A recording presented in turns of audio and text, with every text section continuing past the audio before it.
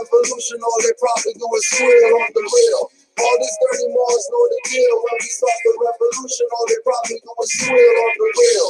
All these dirty Moors know the deal. When the truth gets revealed, all they probably do is squeal on the real. All these dirty Moors know the deal on the real. On the real. When I uplift the fallen humans from the ashes, the phoenix will rise and live on after it clashes. Feathers and head wraps, costume ball sashes. Atlantis and Pangea was us ruling the atlas. The mundane, some god and numb brain. Judah is reincarnate, some self-proclaimed. Taking the lessons from Quran questions. Bible as my rolling pad, holy book circle 7. Forerunner Marcus Garvey coming in the whirlwind. Moorish muftis in the black turban. Pioneer exposed as the triple crown glows. Every negus has the negus as its throne. The temple as the body.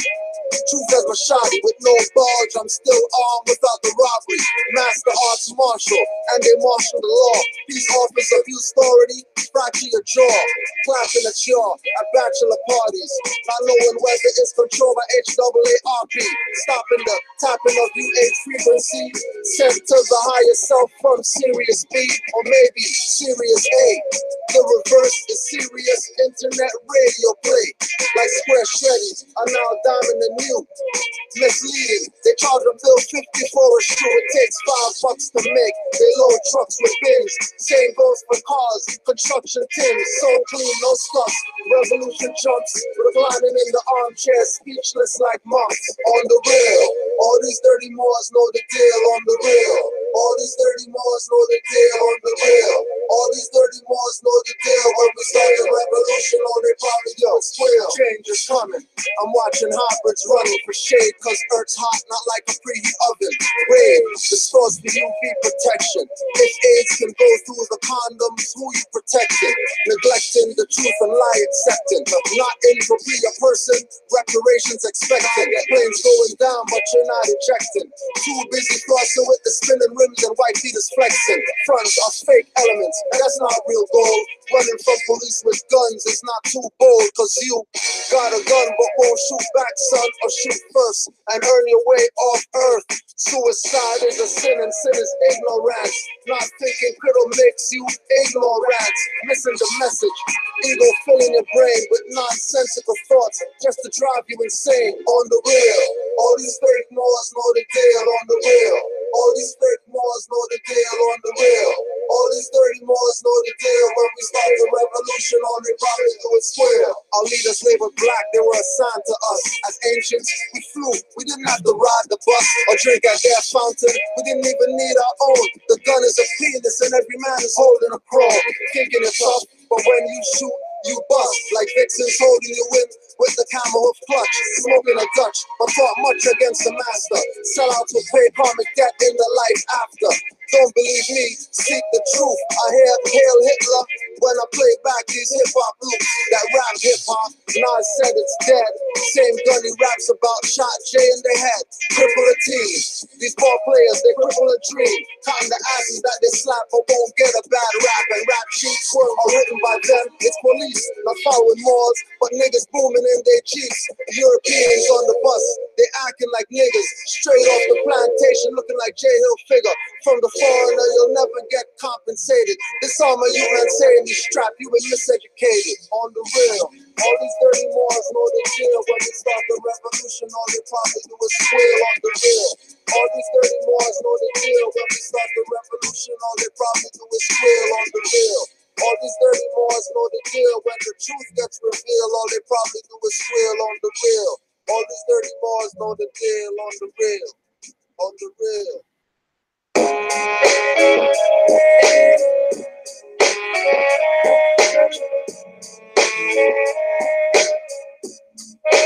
Intelligent. Is he's got a gun and badge as his defense. My offense is my rights with intelligence. Colors on our nations, just a semblance. Babylon's wall will fall with intelligence. I'm back. More sheep, more iron, more heads in the hands and front mics crying, more props. Big up yourself, you sellout agent. Stopped at the light, nodding to this in your conveyance. General Khalid Muhammad said he's a more. Fake Nuwapians say don't put L after yo. Fake NOI burn a lot of food they picks. All you could do is break my bones with stones and sticks. Toronto, conscious school town for boule clones. No entry with a felony, lectures over the phone. With intelligence, hence we don't break, we bend. Send energy back and forth in sequence, forth and back. Most don't want me on a track. I tell rappers about the tight shirts and showing ass cracks, not actions. Ignorance makes you a sinner. Get out from under and understand conscious beginner. Become energy dinner or appetizers. Speakers beg my flow to come through the amplifiers. With no mic check, few takes through mic wires. Gas rappers co-defendants or gas liars. If he's got a gun and badge as his defense, my offense is my rights with intelligence.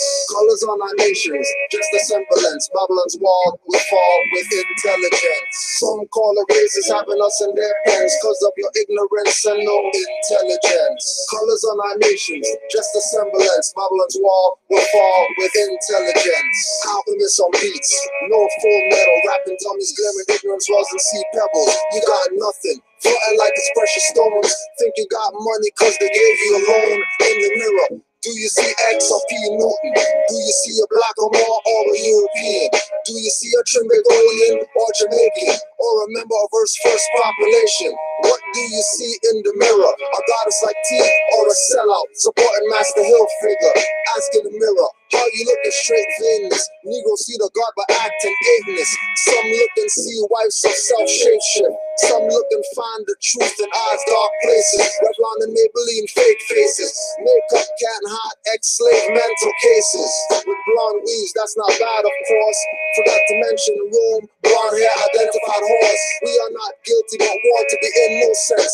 Guilt is responsible, intelligence. If he's got a gun and badge as his defense, my offense is my rights with intelligence. Colors on our nations, just a semblance. Babylon's wall will fall with intelligence. Some call it races having us in their pens cause of your ignorance and no intelligence. Colors on our nations, just a semblance. Babylon's wall will fall with intelligence.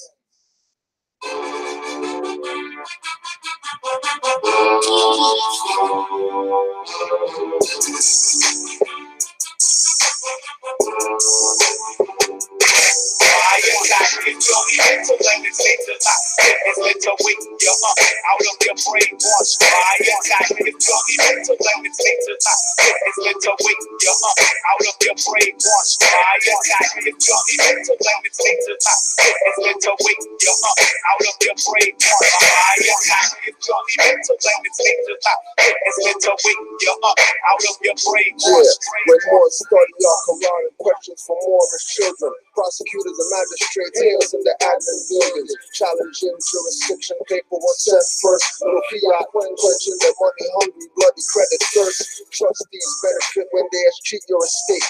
That you thought was a provincial state is a big mistake. From corporate plantations, there's no escape or backdoor unless reserve rights on contract doors. Keep eyes open for, like you misplaced something. It's witchcraft when you hear caught in your heartbeats jumping. Extortion, pass me letters, fake money, bounty hunting. Filing public record papers with in-debt counties fronting to have authority. Constitution approved, but those filed papers at the county doesn't stop the abuse. Might as well just put on the noose. Shackles and chains on ankles, no boots. It's snowstorms with no shame, with no status, no flag, no free national name. With fractional damage, collateral, irrational claims. Catch a psych evaluation or contempt of quasi-court. Calling out what's not in evidence won't set a precedent. It's prison of treason and gross negligence, denying due process and sharing the same sentiments. On you harder than cement is. If you give them a chance, I'm here to help you not enter their brainwash camps. Keep your neck hidden, no kidding. Watch out for vamps, light revealer, and keep a won't keep casting the lamps. Always giving without expecting thanks. In a b-boy stance, scimitar swinging an outstretched hand.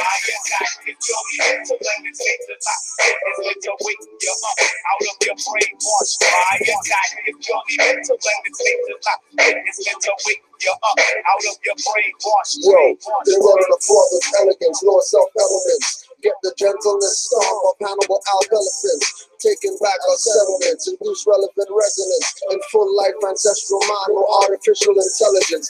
Men turn bionic, high off the seedless hydroponic, thinking they on it, but what they on it must be demonic. Not Baphomet, Moroccan star on his head, crescent moons of Islam he uses, caduceus from Kemet, sitting in meditation, goatee like a Rasta, raised Kundalini light bursts out the crown chakra, far kind of view HD and panoramic. No ayahuasca root, seeing signs and symbols automatic. Didn't play eyes, cause mine's so wide open. Maybe an omen can't see truth cause your third eye swollen.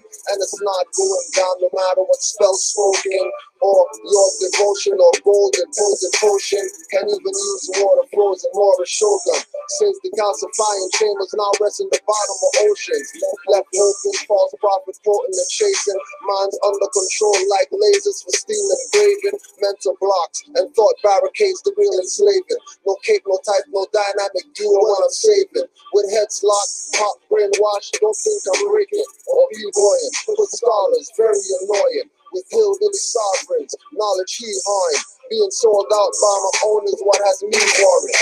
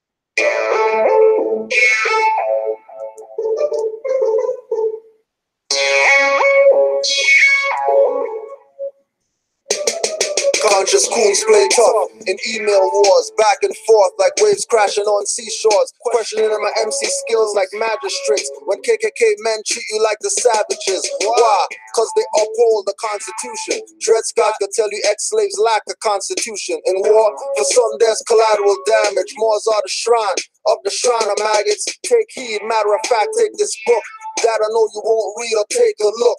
Won't even turn one page in it, that's why I'm finished. Teaching y'all the game, y'all just love to scrimmage. Run to YouTube to quote minions' opinions. That stroke your chakras, got you thinking that's wisdom. Knowledge of self means get knowledge yourself. You can tap the cell memory on the DNA shelf. Can teach you how to be overt or stealth. Black Peter and Santa Slade, that's where they get the L's. For real, told you I'm serious, I'm not joking. You might see the locks, but don't think that I'm smoking. Not cause hybrids claim you up means that I'm roping and dunking them in fire and brimstone with lava molten. I quick to toss a rapper in the flaming pit and toss a sellout and a trader in the same pit. Rap and BS singers get tossed in too. So with all the Indians that aren't native Hindu, I rep Hannibal, not the cracker like Manson. The first black prez is a Morgo, ask him. All these so-called players up in the rap game got brothers on the corner still with cocaine. All these so-called players up in the rap game got youth man trying to be them losing his brain. All these so-called players up in the rap game got sisters warring and daughters doing the same.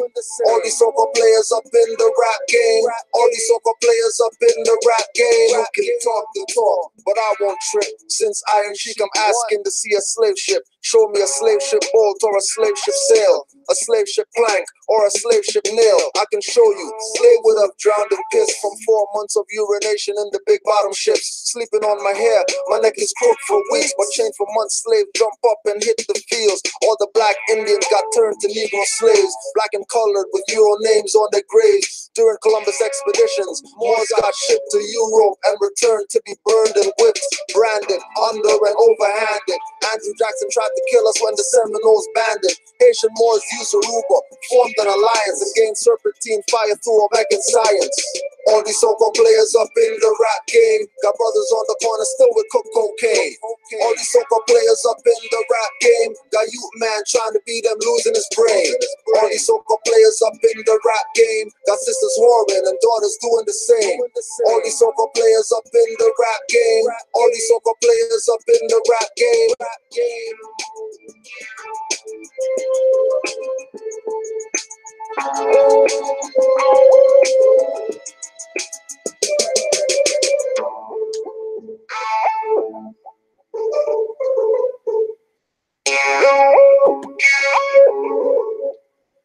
The truth is, if you're hating, you're not relating. We part with the Most High, see you spar with Satan. The truth is, if you're hating, you're probably lost. Get on and stop flying off course.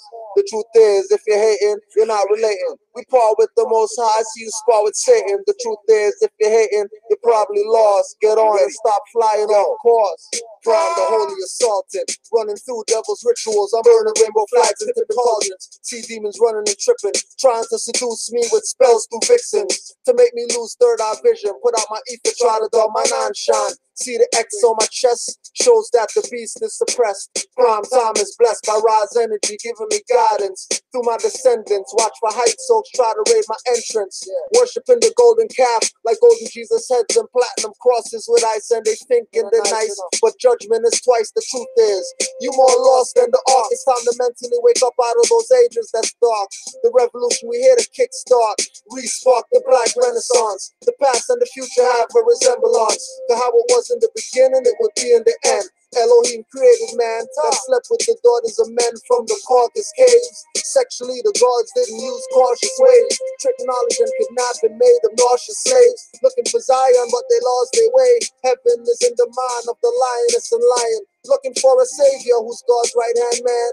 And all their preachers, the right-hand man. Where will you stand when you get to heaven? That lazy man's world, according to you, God has things to do. And no time to sit behind the golden gate waiting for you to come. Your God deserted his son. Let Samson fall asleep and let the enemy come and cut his source of life short. If you're hating, you're not relating. The truth is, I'm a rebel. And through your lies, I see your God as the devil. Put the tree of temptation in the garden, but said don't touch it. Religion got Muslims dressed in winter like they're headed to the Mecca summit. Yo, y'all not freezing. The truth is, if you're hating, you're not relating. We part with the Most High, see you spar with Satan. The truth is, if you're hating, you're probably lost. Get on and stop flying off course. The truth is, if you're hating, you're not relating. We part with the Most High, see you spar with Satan. The truth is, if you're hating, you're probably lost. Get on and stop flying off course. The truth is, they got your minds in nooses. Telling me I'm 3/5 of a human being, you must be stupid. Love got nothing to do with Cupid. Why not do they want truces? We want the stolen legacy back. I say what they don't want me to. Thanks to my ancestral spirits, when I get close to the knowledge, I feel it. Cause if I show it, we might blow it.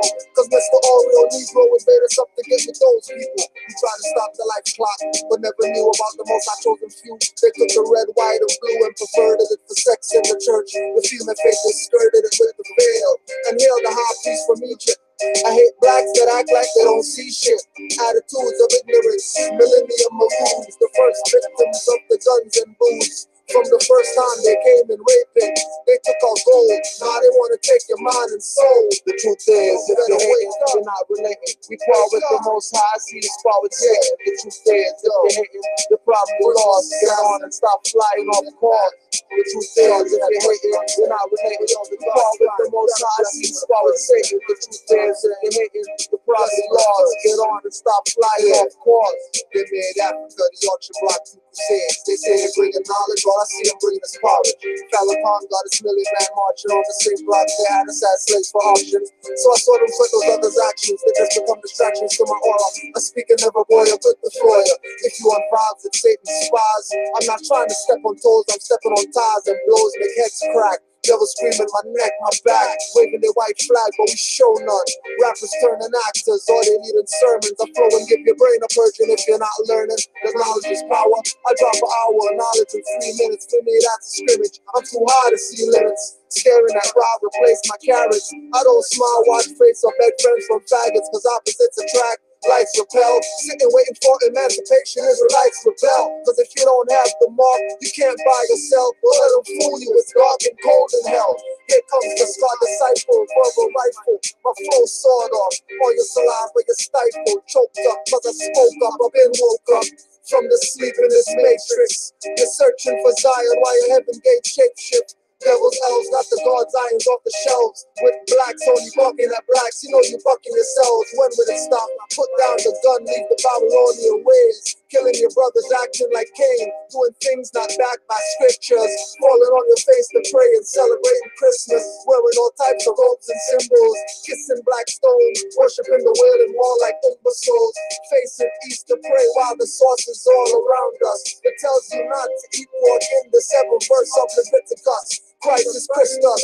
To your mind, I see they so vicious. Blacks, to your mind, I see they so vicious. The truth is, if you're hating, you're not related. We fall with the Most High, see you fall with Satan. The truth is, if you're hating, you're probably lost. Get on and stop flying off course. The truth is, if you're hating, you're not related. We fall with the Most High, see you fall with Satan. The truth is, if you're hating, you're probably lost. Get on and stop flying off course.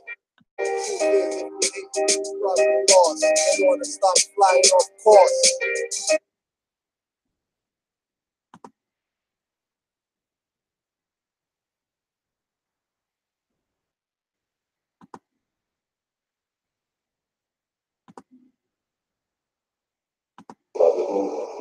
They get caught up in the personalities, like Garvey himself. Idolize him as a person rather than paying attention to what he said. Idolize the movement or the temple itself rather than the principle or the cause, meaning that what I'm really saying is people need to understand the Moorish, divine, and national movement cause and not get caught up in the labels. The cause is the spirit, why all these other things exist, why the old Canaanland temple exists, why the Moorish Holy Temple science exists, why the Moorish Science Temple exists, why the Great Seal exists, why the order of anything relative to the Moorish movement exists. The cause, if you stay focused on the cause, the spirit, it doesn't matter where you are or what the name of your organization is. The cause is the reason those dollars done. And if someone is fighting for that universal justice in that cause, no matter what name it is, that's the most movement. If you know that, it's because you understand the spirit of contract and you don't get caught up in the mysteries of words that people throw out there. What the Europeans know about us is that we basically, by being miseducated, having studied language enough to recognize that we talk ourselves right into holes in the name of talking ourselves out. And what we usually don't do because of selfishness, jealousy, pettiness, etc., we don't really associate with each other on a level, spiritual level, that really deals with the spirit. We keep thinking that it's a spiritual ritual in some kind of religious order that brings us to spirituality when it's actually the study of words instead of etymology. All right? And that everything that's done in your relationship with someone else, including our relationship with the divine order, is contracting. If nothing else, you should understand the nature, the essence of contract, not a contract that you made of all contracts. What is a contract? That's why I asked, what is nationality? We keep doing things without having a clear understanding of what we're doing and saying. We throw words around with assumptive meaning, and usually they're wrong. Having more to do with why I asked, what is nationality? We keep doing we keep doing things without having a clear understanding of what we're doing and saying. We throw words around with assumptive meaning, and usually they're wrong, having more to do with the connotative side than the denotative side. Now, we keep doing things without having a clear understanding of what we're doing and saying. We throw words around with assumptive meaning, and usually they're wrong, having more to do with the connotative side than the denotative side. Having having more to do with layered sad as opposed to the etymon. And in divine contract, what did you just say? Well, that's important. All right, which means in the spirit of language and in the contract, though the sorcerer speaks, rabbis, etc., the only reason why they have those titles, what those titles really mean, is that they always remain with the beginning, meaning that, like they say, how do we know God? Statements like that from here it says, like the Bible might say, go back into the hole from which you were dug. As Raleigh say, how are we to be redeemed? What is he doing to save us, etc. By teaching us to be ourselves. Everything means go back to the root. There was, what do sorcerers do? What is it that sorcerers do that people, the average person, sees, hears, but don't understand? Is that they understand that words exist because of meanings. Words do not create meaning. The perception of the masses that words create meaning. And then they just attribute meanings to words that go beyond the mother of the word, which is called etymology. Those who understand law, contracts, and that the word is God, know that God actually means governing ordinance, orthology, destination, and department in both the civil and the political, linguistic realm. So rulers know that God doesn't mean what the masses have been taught. Those who learn contracts, who deal with law, jurisprudence, know these rules because that's one of the first things that they're taught. That's what gives them the advantage. Sorcerers know this. This is what gives them advantage. That's why what they say in the Quran, Jesus was disputing with the doctrines of the law. They were doctrine of the law. But sorcerers know this. This is what gives them advantage. That's why what they say in the Quran, Jesus was disputing with the doctrines of the law. They were doctrine of the law. But doctor of the law also means PhD. Doctors of philosophy. Because that's one of the first things that they're taught. That's what gives them the advantage. Sorcerers know this. This is what gives them advantage. This is what the masses have been taught. Those who learn contracts, who deal with law, jurisprudence, know these rules because that's one of the first things that they're taught. That's what gives them the advantage. Sorcerers know this. This is what gives them advantage. That's why what they say in the Quran, Jesus was disputing with the doctrines of the law. They were doctrine of the law.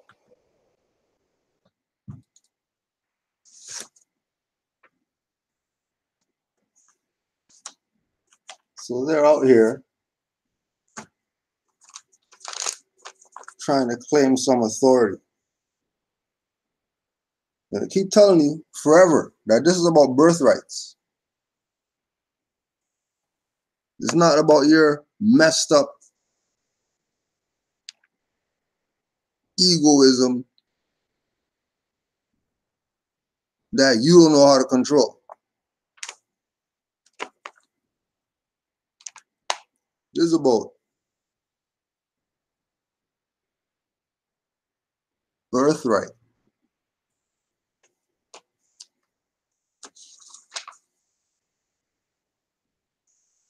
It's directly about birthright.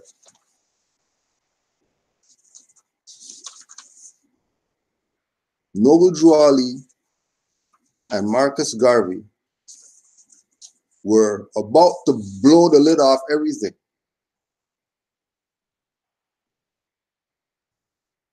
Forget what anybody tells you. Everybody had to go through the forerunner to get to the prophet. I'm going to put it on the record just to show you how everybody knows, and keep playing around that you don't want to rep what the real is. I'm going to play like this is about your little case that you got or whatever, so you're not going to support because they're not supporting my case. The FOH. Where's all the sincere people? Where's the few faithful Moors that Noble Drew Ali was talking about? We want those Moors. Forget anybody else. We only want the faithful Moors. Nobody else. Don't call. Don't send anything, whatever. Just make sure you're sincere. That's our temple. Our temple is the sincere, righteous Moors. Who they know who they are. They don't need shout outs. We be out here saying a million names. Everybody had to go to the Forerunner, and then when you get to Noble Drew Ali, then you realize how powerful the Forerunner was. Because not until you get to the temple are you going to realize that Garvey, where you came from 10 years ago or 15 years ago or whatever, thinking you're the black thing, go with Marcus Garvey or whatever, was setting you up to be right where you are right now. If you know you're a sincere Moor and all that stuff, then you're not looking at Marcus Garvey like these Negro, black-colored, Pan-African idiots are looking at Marcus Garvey. You're looking at that. But about this time right now, if those two people came to save us in that time, then we should be right where China is right now. Somebody owing us billions and they didn't pay interest yet. That's where we should be at right now as Moors. If they stuck to the program, but too many sellouts and everybody says, oh, don't talk about the sellouts, because if you bring up the sellouts, then you're giving them energy or whatever. Energy what? They sold out in the 20s. What are you talking about energy? These people have been sold out. When are you going to start repping the real? So for all the Grand Major Temple #1, whatever, and we're the authority of the whatever, because Emil and all that, all right? It's for everybody else who doesn't know. And then ask yourself, how come the grand whoever's aren't using this as a reference point to get people to get down with the Moorish movements if they're claiming Miliel? Now this is University of California dissertation for a Doctor of Philosophy in History. This is the white man's measuring stick. See if you know what you're talking about. You're going to get this paper rolled up that we call diploma and masters and all the BS. And we're going to give you a fez flat with a tassel. And you put the year of whatever you're graduating on the tassel and all that stuff. And then everybody gets together and everybody throws their fez in there. And then now you owe 100 grand. And you come back to the community where you're supposed to be from or whatever, and nothing for you to say you're going to be a CEO or whatever, unless it's some jump and swim and throw the ball or whatever like that, black stuff. Other than that, nobody care about whatever Negro's talking about. Why? Because it fell off the stuff, because everybody came through the school. And somebody has a damn dissertation for them to get a master's for them to say there's somebody in the world or whatever. This is what they're writing about. Marcus Garvey and Noble Drew Ali? The hell are you talking about? This is what the European, the white man, is using as the measuring stick to see if, as far as history is concerned, and you want to talk about something or whatever, send in your stuff. Let me see what you're talking about.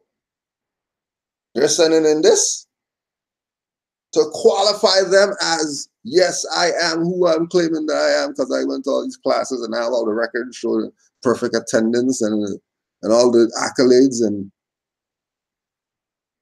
all that stuff you learn.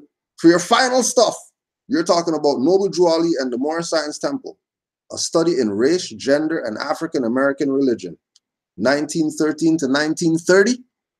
How come you didn't go past 1930? What do you realize? Stephanie Ann Wilms? What do you realize? That the dissertation committee, Dr. Vice President Franklin Dr. Rebecca Kugel, Kugel, Dr. Dylan Rodriguez. They didn't come back with some sovereign citizen, whatever. You can't write that. Nah, you're trying to do some type of scheme in the history and make it look like Moors did something and all that type of stuff. Oh no. This is what they're putting through. For them to be somebody. But again, you know, it's probably not her birthright. So it's just information. But this information is your birthright that they're giving behind closed doors. Because Dr. Whoever, all the Dr. Whoever's are going to read this or whatever. Who are these Dr. Whoever's now? You look them up and see where, you know, where that rabbit hole goes to. And they know that they know people and they know people and they know people and all that stuff. So this is not just some made up stuff, some people with feathers on and we're trying to make up something that, oh no, no, you've been out the loop since the 1930s. That's why she only wrote up until the 1930s and started in 1913. These people are going to tell you about straw men and all this BS, but they're not letting you know what's really going on and what's been going on and why you're in the situation that you're in right now. I've seen it all. I've seen it happen in the black stuff, where the black guys get together and everybody's there. Everybody's ready to do something, but nobody's doing anything. Because everybody wants to sit back and wait till something goes in, and then now they're going to get on when things are going good. When there's a lull, oh, everybody, all of a sudden, oh, yeah, we'll go over here until there's something going on. Oh, yeah, something going on. All right, here we go. Then you realize that this is a birthright, that you better do this for self. I think these people are giving you any passes out here. They don't care about you. They don't care about their pockets and making sure that you feed them, which is not unity. That's vampirism. That's European psychology, which we know those people call themselves Negro, Black, and anything else in the world and deny that with their morals.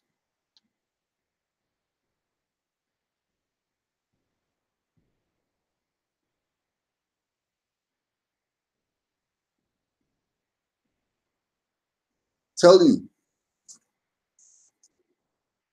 been pissed at these people. Because you can't tell me anything. I've been Negro, Black, Kemetic, Washita, and Moorish Science Temple, Great Seal. I've been at all. And the only thing that makes sense is what Noble Drew Ali brought and what Marcus Garvey brought. Only thing he said, Negro. But if you take Negro, what Marcus Garvey brought is what directly lets you realize, oh, then all we need is a nationality. And then you get into the Moorish information and you find out that, wait a minute, at the end of the book, at the finale,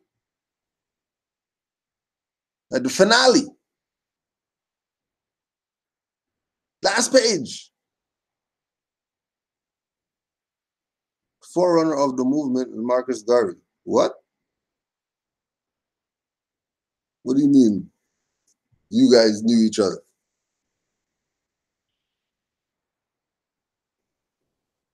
People found out, and they write about it in their dissertation while you're debating with Moors about are we Moors. These people debating the history about Garvey and Noble Drew Ali together.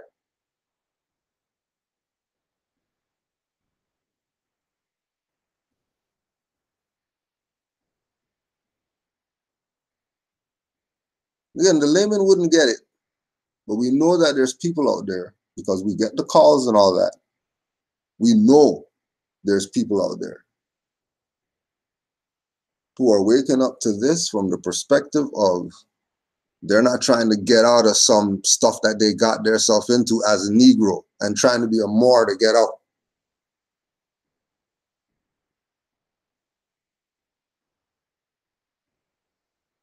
If they're a true Moor, they're gonna deal with their Negro stuff that they got themselves into. Because ignorance is no excuse. So yeah, you didn't know the white man was gonna stop the BS. Ignorance is no excuse. Whatever you got, you earned that. Now, how come you got that?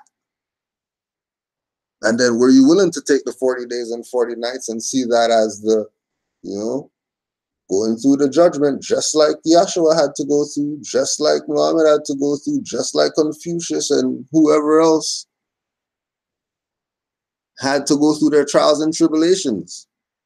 For us to be able to look at them now to be like, yeah, that one right there. Yeah, we could rep what he said, for sure. These people have a dissertation behind closed doors about the unification between the Garveyites and the Moorish Americans, based on the teachings that both of them were presenting to the African Americans,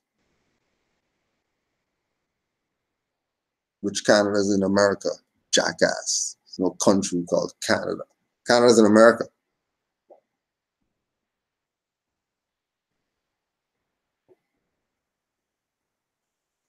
And this is not the first part. This is the amount of stuff that they went through before they got to this part right here. You have to be convinced that Negro, black, colored people are messed up because these two people are the people who brought them their salvation. No questions asked, hands down. Now look how deep this goes. It's not what we say. This is the dissertation. Now look at Moores. One God, one aim, one destiny. Garveyism and the formation of African American Islam.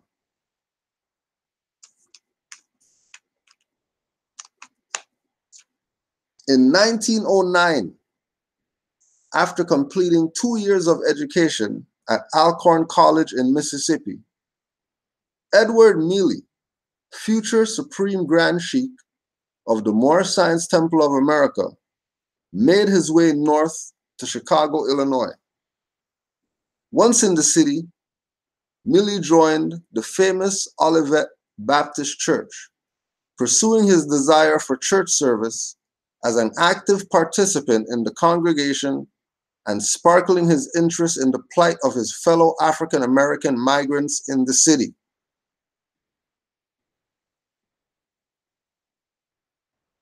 Church. No, you sit back and you think back, yeah, majority of us, we actually started out in the church. So this is actually everybody's walk right now. Everybody remember that time being there.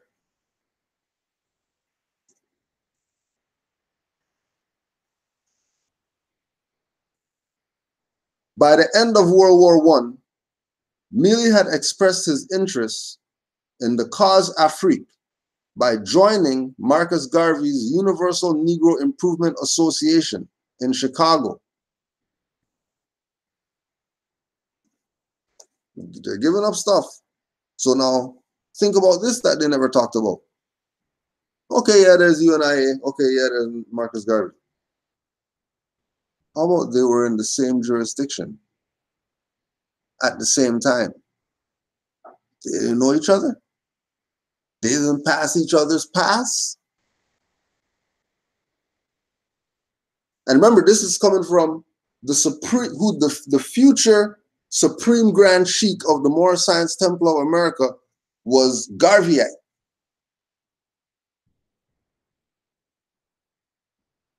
Before the fame and the glitz and the glamour and the disciples of the Christ, Noble Drew Ali,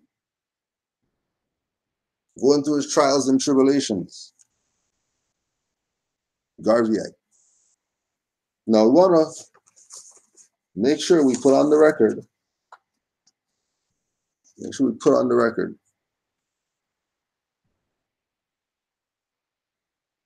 When you hear that one God, one aim, one destiny, just want to put it on the record again. Richard Brent Turner, Islam and the African American Experience.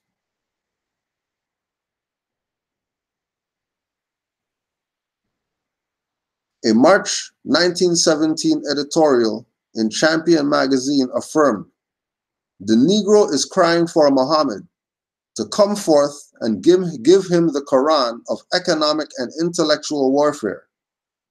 Where is he?"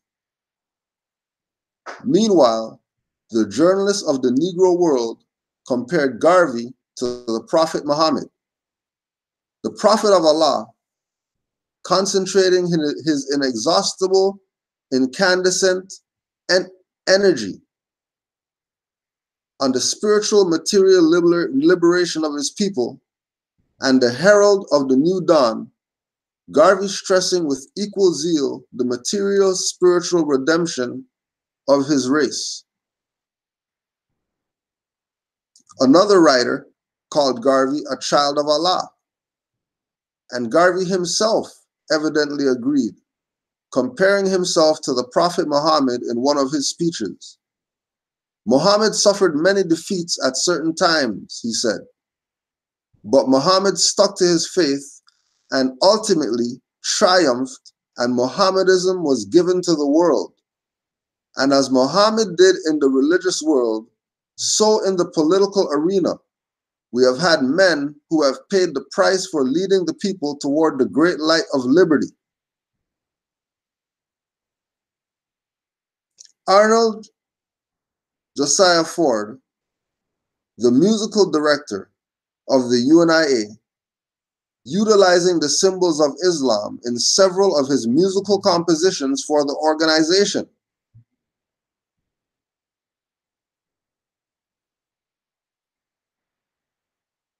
We're talking UNIA right now. For all the Pan-African, you don't want to be Moors, but you rep RBG, but that was talking about Islam on the inside. That wasn't some black whatever. Why was it Islamic? Again, leading you, preparing you,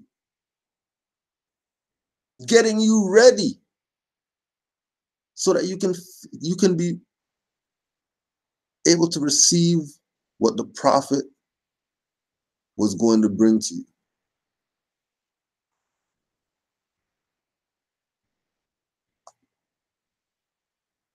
Allahu Akbar was the title of one of his hymns. Other pieces made similar references. "May he our rights proclaim, in the most sacred name Allah, one God, one aim, one destiny." And we already know that they don't tell you all that. The whoever leaders that rep the RBG and they want to quote Garvey and talk about one God, one aim, one destiny, they never, ever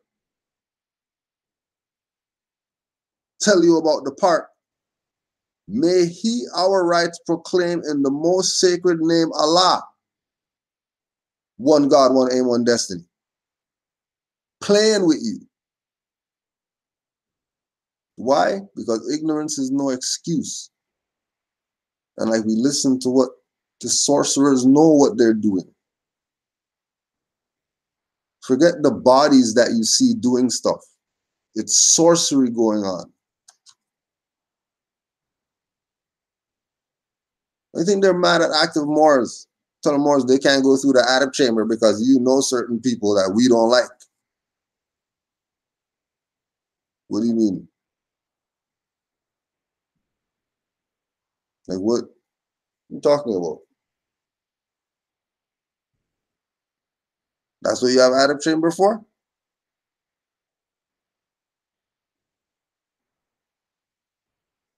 That's what you have Arab chamber for. And then playing games with the people?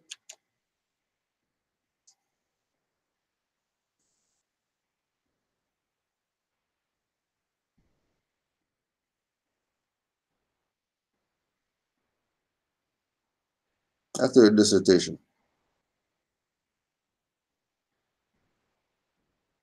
The training he had received at Alcorn College and through his experience at Olivet made Mealy right for Garveyism. It was in the UNIA that Mealy, like many other future Muslims, were exposed to the transformative power of Islam and a political doctrine firmly committed to the redemption of Africa from European colonialism.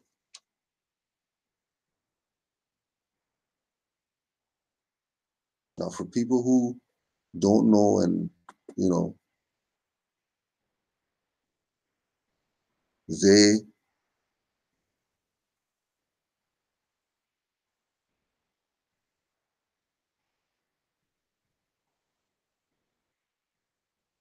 were not introduced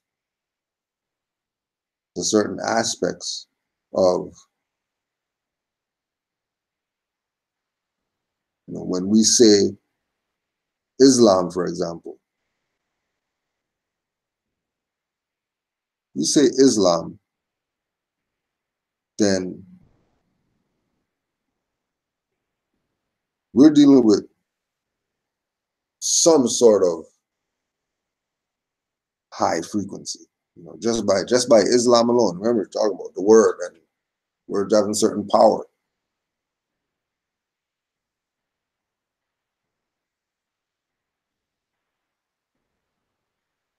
So if we're talking about Islam, which our people are putting in a position of they don't want anything to do with because they're not Muslim. But Islam was fluid throughout the teachings of Garveyism.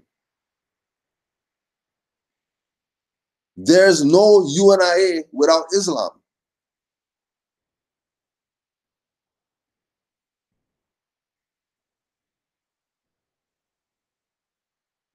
People are playing around with you. Don't get played.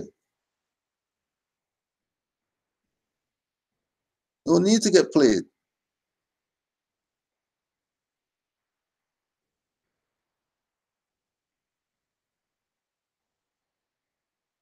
Think about how serious that is. That you have the future Supreme Grand Sheikh for the Moorish movement getting his training, being exposed to the transformative power of Islam,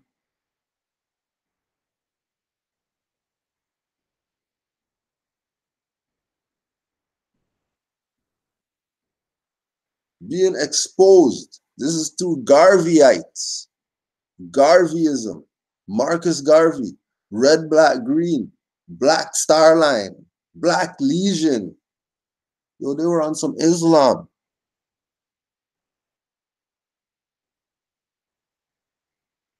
They were on some lean, some straw man. They were on some claim, some house. They were on we're a nation.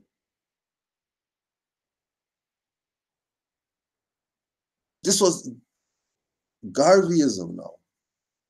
We're not even at Moorish Science Temple yet.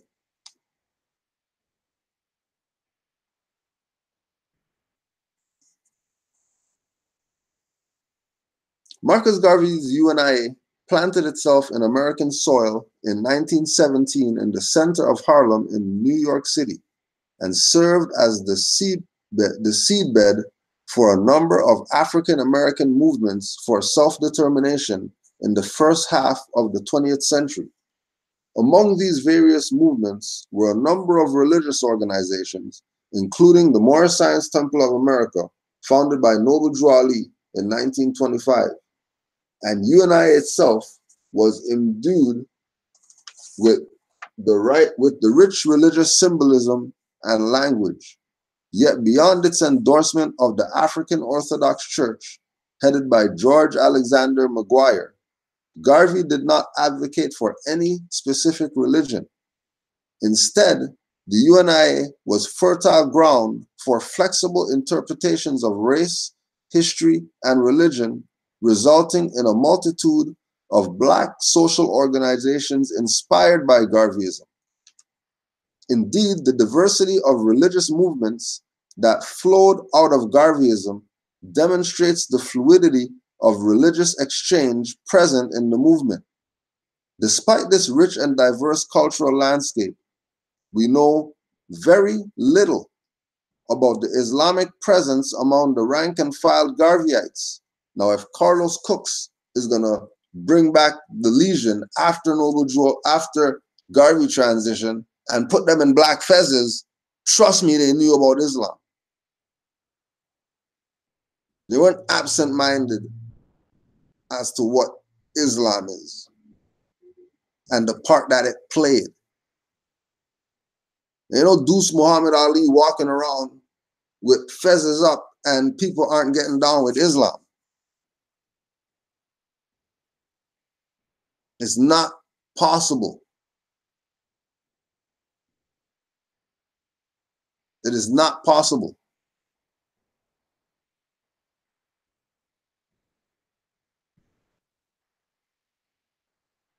Now again, when we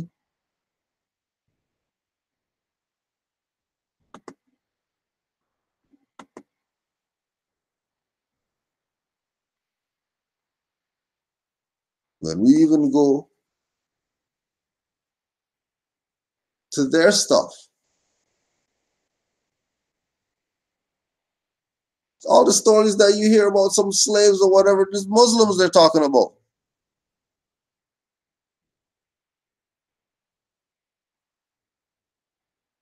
Like that's why Noble Drew Ali told these people that with the place where you came from, you had a name and a culture and religion or whatever. What do you mean you came over here and then you have nothing? What are you talking about? Tell me one boat ride and then you lost your consciousness? You're nuts. You just landed here and then you don't know anything. But then all the stories and the slave BS they're telling me about Assalamu alaikum is how they were greeting each other in secret and all that. What are you talking about? It was Moors who were already here that got enslaved.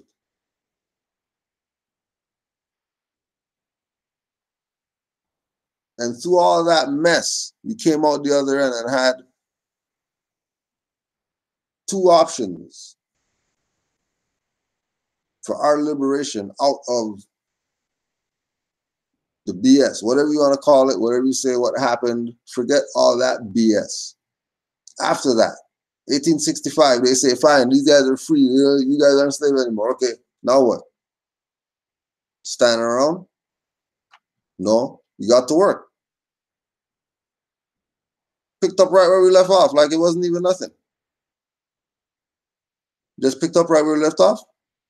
Oh yeah, because we had help from the Indians, because the Indians helped us. Okay, so what the hell are you guys talking about then? There's always been unity.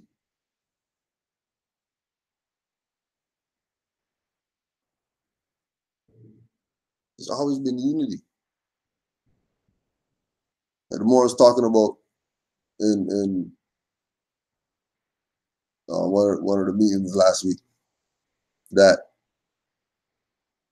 as a Moor now you have certain pride.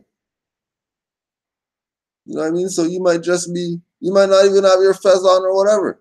You might just see a brother and just say, oh man, you know what I mean? Instead of giving him the nod, you're giving him the, peace or greetings or whatever. They're looking at you crazy. Like, what the hell? Like all I said was, what kind of spell are you under?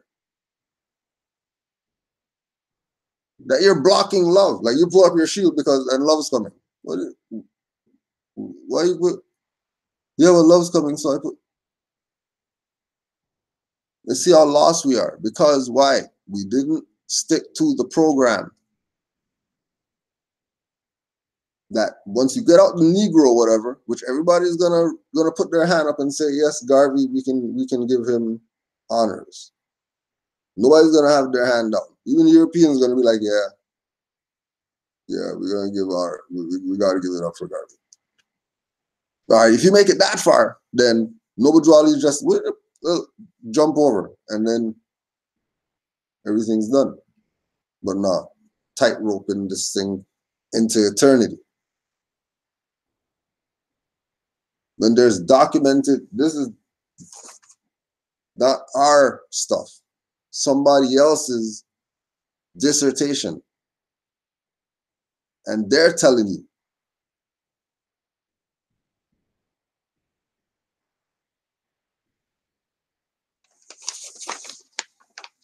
Don't forget, Milieu was Garvey before he was what he was. He was the second in command.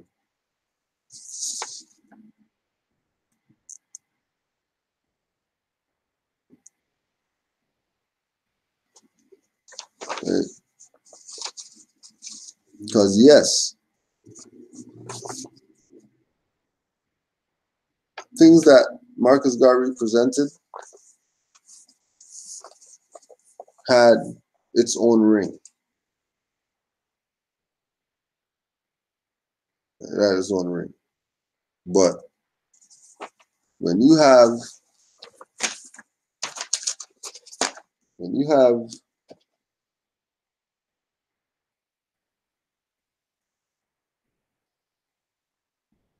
Richard Brent Turner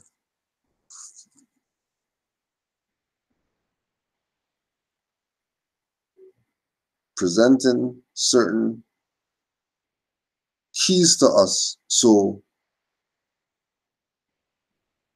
we can know that people have been waiting, right? Waiting to see what we're going to do. Because remember, they're compromised. They can't say nothing. They're allies with the people who put us in what we're in right now.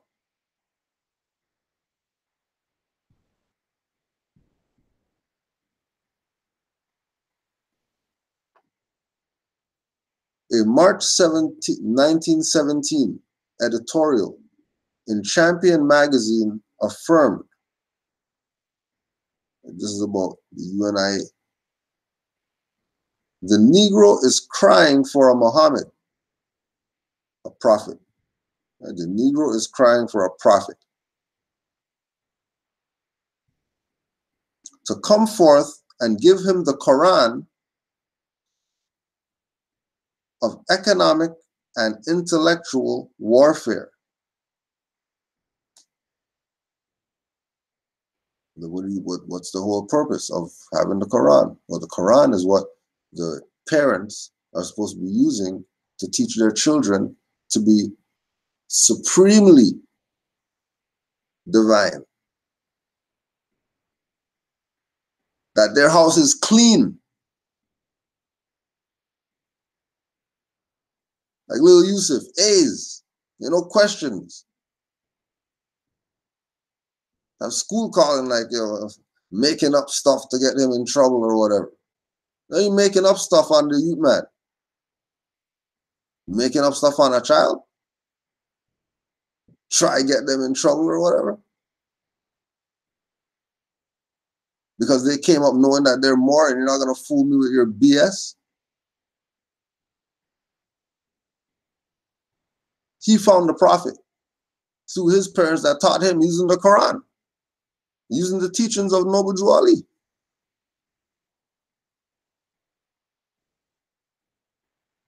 Economic and intellectual warfare. Noble Jew Ali brought that.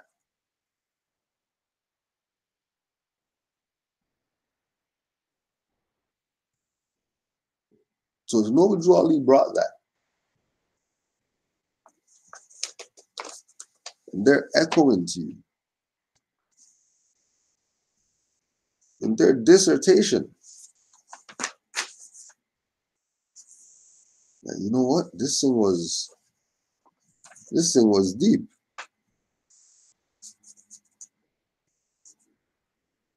This was deep.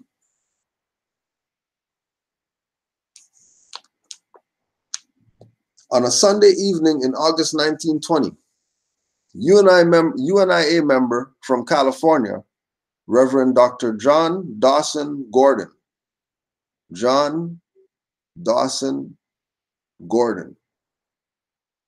offered a new interpretation of Jesus Christ at a meeting of Garveyites at Liberty Hall in New York City.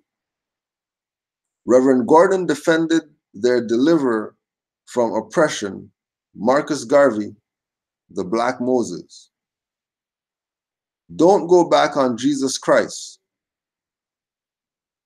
But the present kind of Christianity should be rejected, he argued.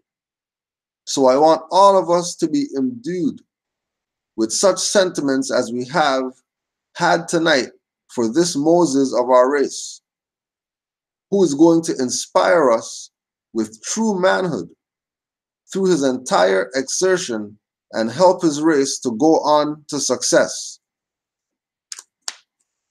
Reverend Gordon called for a new understanding of Jesus, one that still honored the Savior, but was divorced from the white racist religious beliefs and practices in the United States. As will be discussed in this essay, in the mid-1920s, Noble Drew Ali preached that Garvey was more than the Black Moses. He was John the Baptist, whose divine mission was not to lead his people out of captivity, but into the promised land, but rather to prepare them to become followers of the new Messiah, Prophet Noble Drew Ali. This is what the doctors know from the dissertation.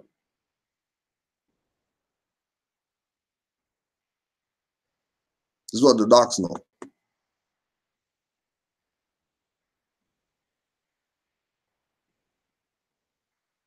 Right? Because they're going to lie to you and tell you that Marcus Garvey is some back to Africa or whatever. That's not what was up. Don't let them tell you BS. Because they already have their plan. They already have their position.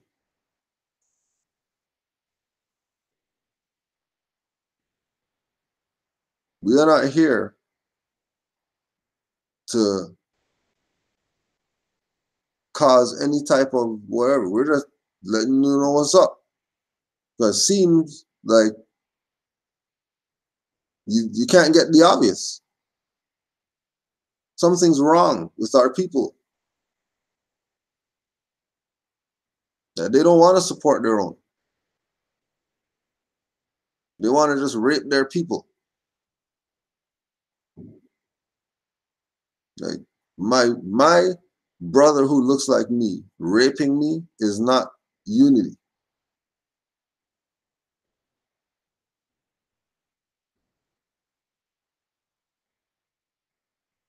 Like there's people out there that were Garveyites talking about Marcus Garvey was Black Moses. They ain't lead them somewhere. They ain't lead them anywhere.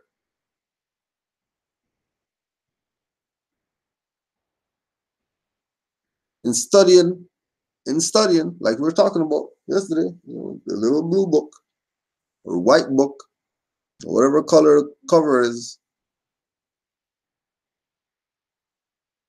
But the course in African philosophy, you better study. Lesson 1. Lesson 1. You better study.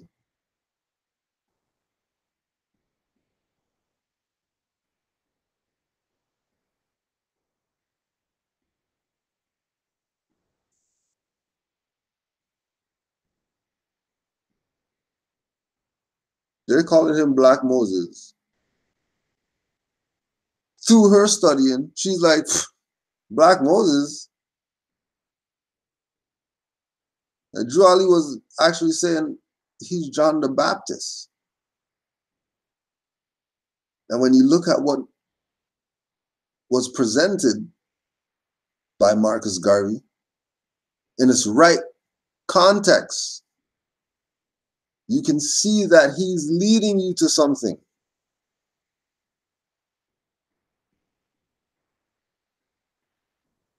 And he led us right to Noble Drew Ali and getting our birthright back.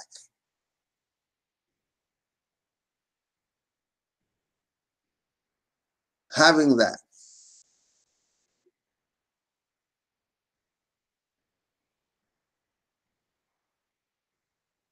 This religious symbolic statement by Ali may have been more important than previously recognized.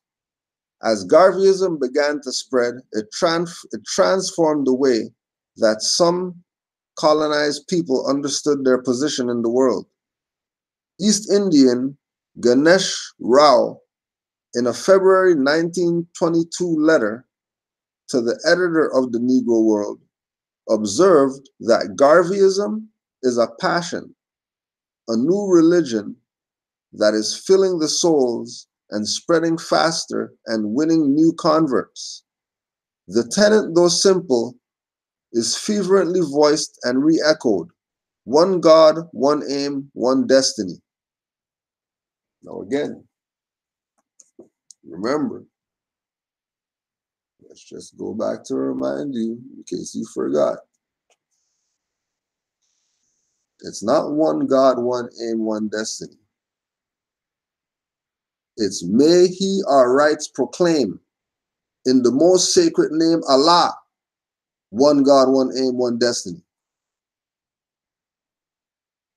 That's what it is.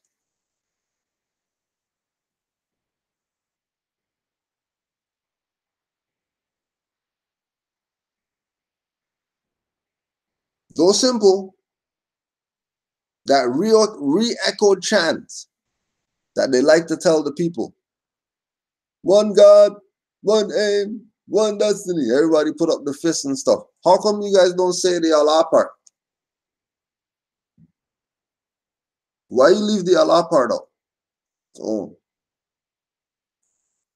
they're selling you out. Those Moors were the backdrop of the UNI. Moors are writing the hymns.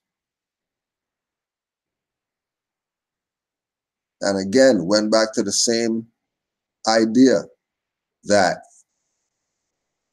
Marcus Garvey was leading up to. Marcus Garvey was preparing the people to receive Noble Drew Ali. Again,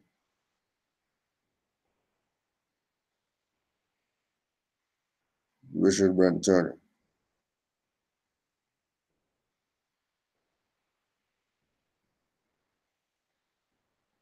In 1961, I went back to Philadelphia.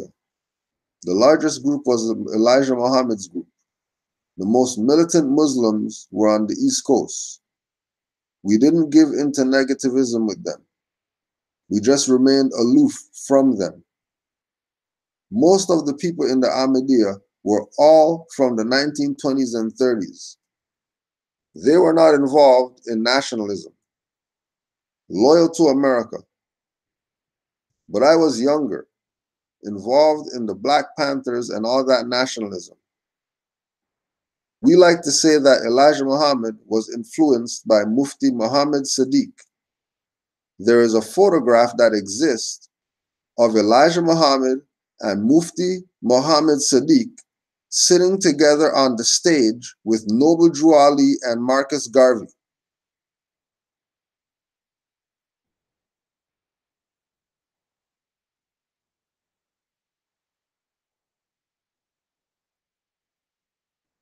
There is a photograph that exists.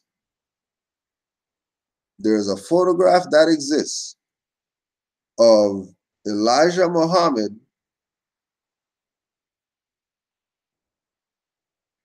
and Mufti Muhammad Sadiq sitting together on the stage with Noble Drew Ali and Marcus Garvey.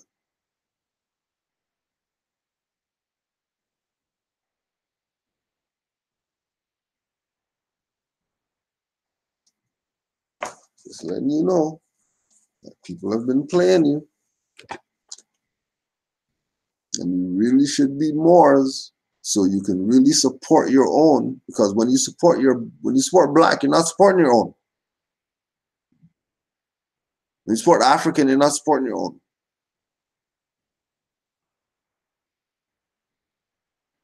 When you support nom de guerres and brand names,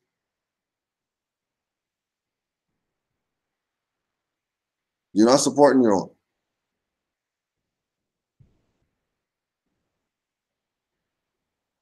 Has to be more.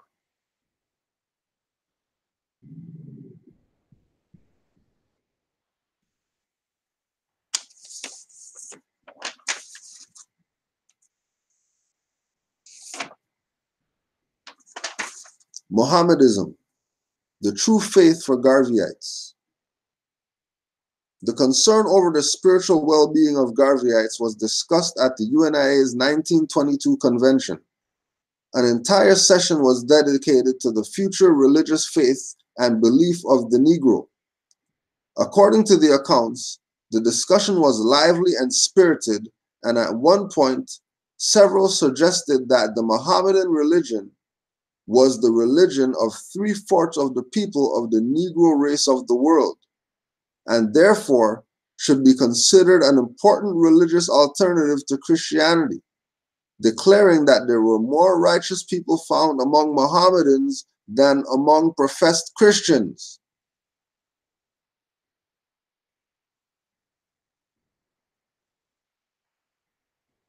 Now, when you, and just for the people who have arrived late, this is from the University of California, Riverside, a dissertation submitted in partial satisfaction of the requirements for the degree of Doctor of Philosophy in History by Stephanie Ann Wilms, August 2014, Dissertation Committee, Dr. V.P. Franklin, Chairperson, Dr. Rebecca Kugel, Kugel, Dr. Dylan Rodriguez.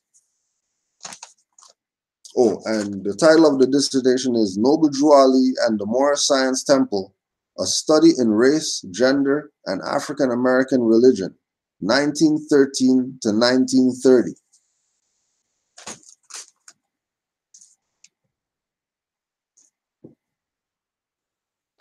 Yeah, I know. Pass the slop too.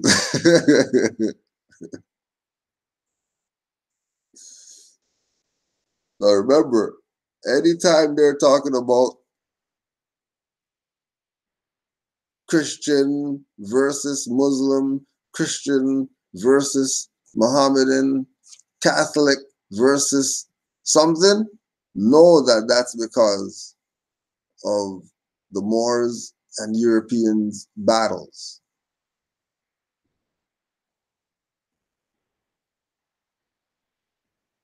The Moors and Europeans, Pale Europeans, modern Pale Europeans, battle.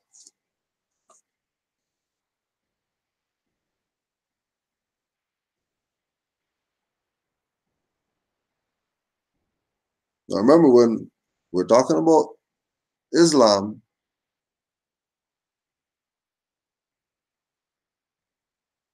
we're talking about Islam.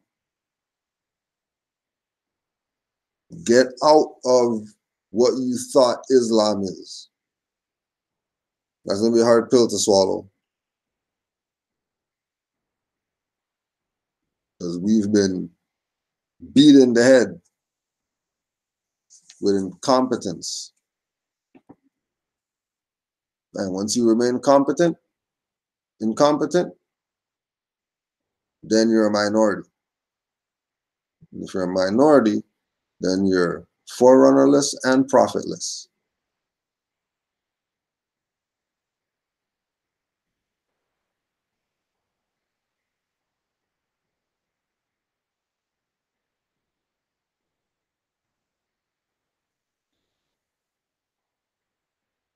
The delegates were instructed to use as they wished the information they obtained at this session.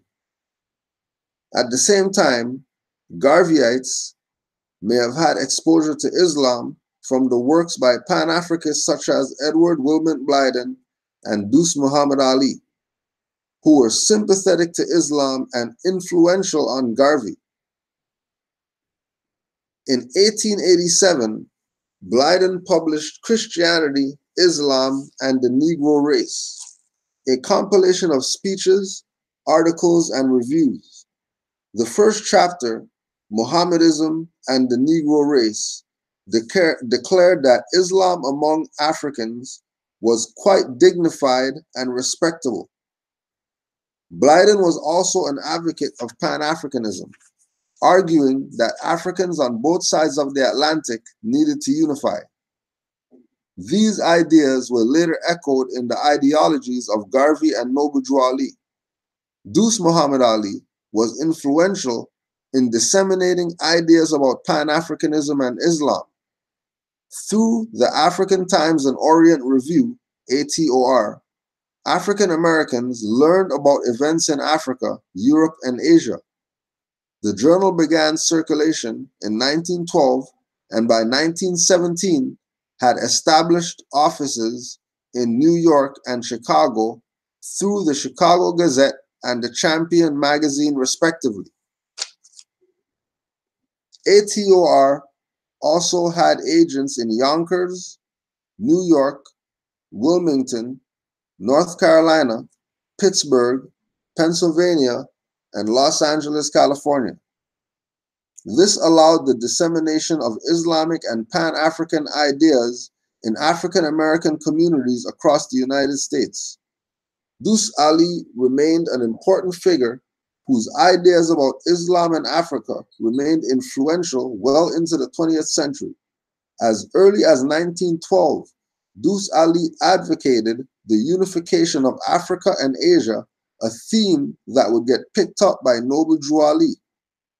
Deuce Muhammad Ali warned, Europe stretches out her hands on every side to squeeze the darker races to her advantage, because she knows the people of Africa and the people of Asia to be divided. Her aim has been to promote division. It therefore behooves you, men of Asia, men of Africa, to join yourselves in one common bond of lasting friendship. Right? Noble Drew Ali had the handshake.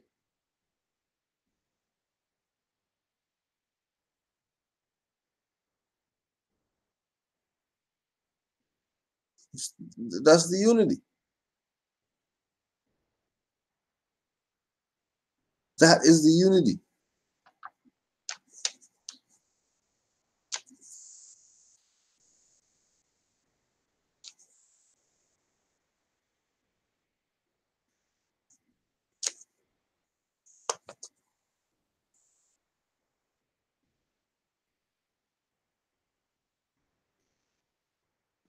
After ATOR ceased publication in 1918, Deuce Ali used his connections to African American journalists John Edward Bruce and Marcus Garvey to work as the International Affairs guest editor of the Negro World. Whilst we know little about Deuce Ali's other activities during his time in the United States, we do know that by 1926, he had set up the Universal Islamic Society in Detroit, Michigan, followed by America-Asia Society in 1927.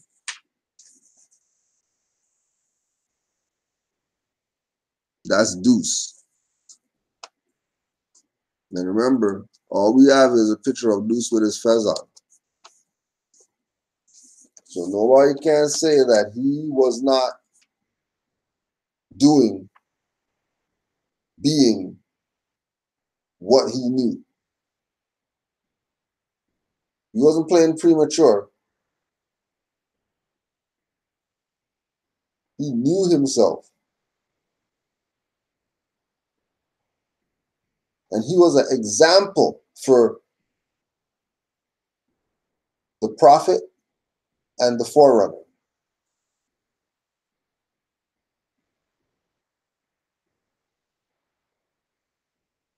And nobody gives honors. Can't talk about Garvey and not talk about Deuce Muhammad Ali.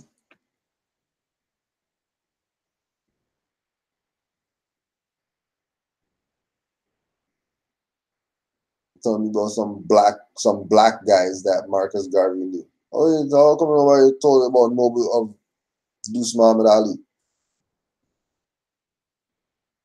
They'll definitely let you know about the black guys that he knew. How come they didn't let you know about the Moors that were around?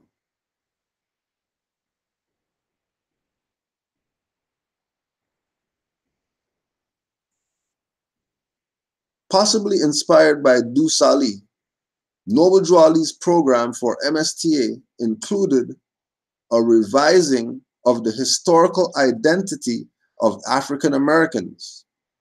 According to Drew Ali, African Americans were not simply descendants of Africa, but were also members of one large Asiatic family that had historical roots dating back to the creation of mankind. In the Quran Questions for Moorish Americans, a study guide of Moorish science doctrine, Drew Ali asserted that Adam and Eve were the mothers and fathers of the human family, Asiatics and Muslims. The couple went to Asia, and in the modern name given to their children was indeed Asiatics. In addition to the link between Asiatic identities that were traced back to the dawn of humankind, Noble Drew Ali asserted that those who guarded the holy city of Mecca today were angels named Asiatics. Drew Ali's creation of a new racial designation for his followers as Moorish Americans meant that his believers were not Negroes, but were part of a holy family connected to Adam and Eve as well as modern Islam.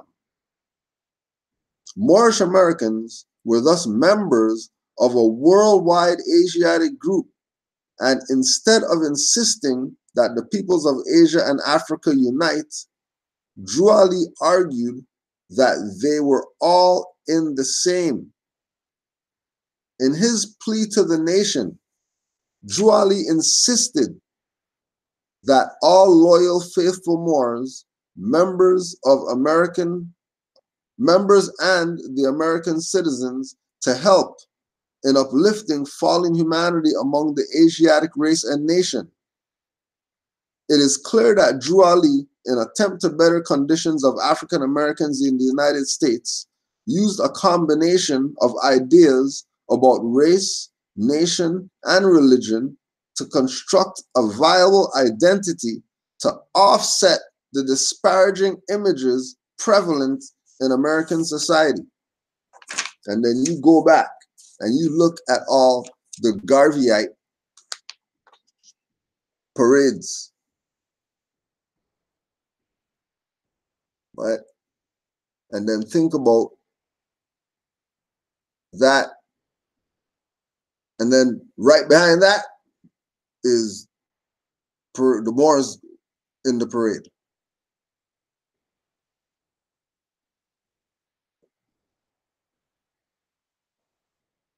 Because remember, if they were parading, everybody would be paraded.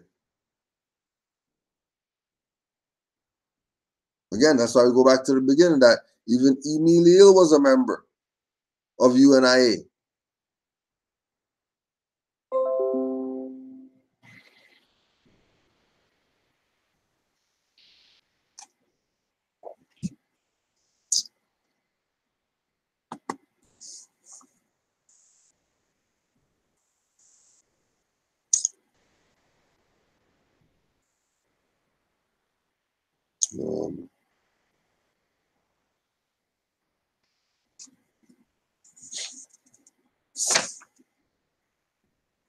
Because once we realize that they were unified, then we'll stop the BS. If we start playing who's the best and all that type of stuff, then here we are. Everybody's doing what they're supposed to do. We're out here like dumbasses. We want to be Negroes still.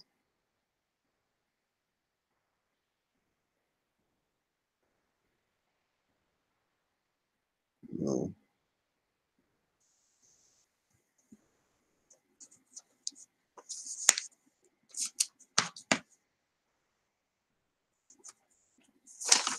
Oh yeah, this part. In an attempt to undermine Marcus Garvey and his all-black campaigns for black advancement, several integrationist leaders unified in a Marcus Garvey must go campaign. According to historian Tony Martin, the campaign was a temporary alliance of convenience between black socialists represented principally by Philip Randolph and Chandler Owen, some black urban leagues officials, the NAACP, and miscellaneous black integrationists. So the temporary alliance of convenience to try to take out Marcus Garvey, which again would be the downfall of Noble Drew Ali, was A. Philip Randolph, Chandler Owen, Black Urban League officials, and then don't remember, compare these names to the names in King Alfred Plan, NAACP, and miscellaneous black integrationists. Might as well put the list out there of the sellouts and you get the King Alfred Plan. Might as well put the list out. All these bastards that sold you out under the guise of being everything except Moors. Called themselves every type of BS, but never called themselves Moors. Infiltrated organizations under surveillance. 24-hour constant surveillance.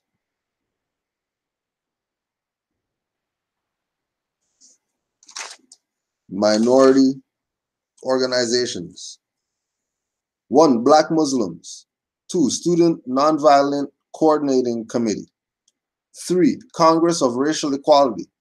4. Uru Movement. 5. Group on Advanced Leadership. 6. Freedom Now Party. 7.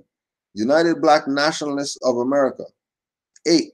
The New Pan-African Movement. 10. The National Urban League. 11. The National Association of the Advancement of Colored People. 12. Committee on Racial and Religious Progress.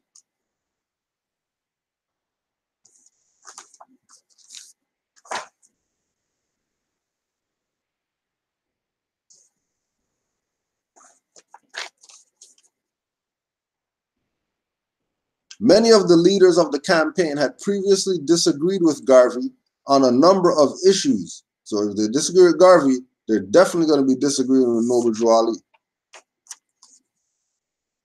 And what's going on today? Oh, everybody, they definitely disagree with Moors. Yeah, she's going in on her doctorate. Going in on her doctorate.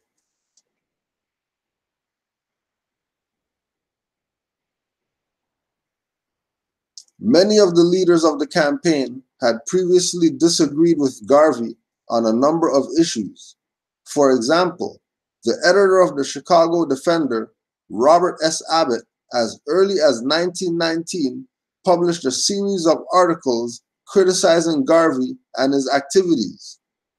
The series of articles led to a libel suit filed by Garvey against Abbott.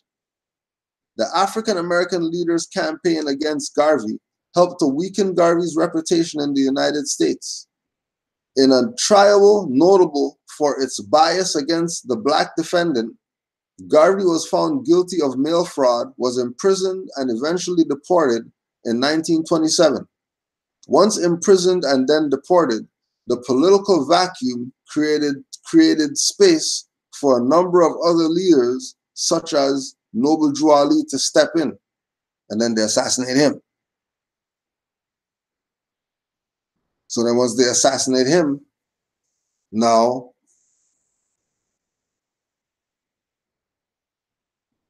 there's nothing else to go to. Because this plan right here that they talk about, take out Garvey, and then all these different, whatever, we're going to step in. Right after they took out Garvey, they took out Noble Drew Ali. So it ain't no stepping in. Now you have all the infiltrated organizations now. That's your choices.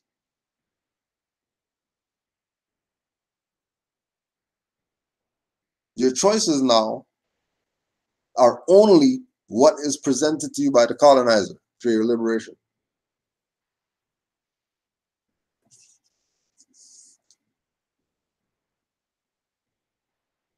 Which now included the sellouts of the Moorish movement, that those people are still around today.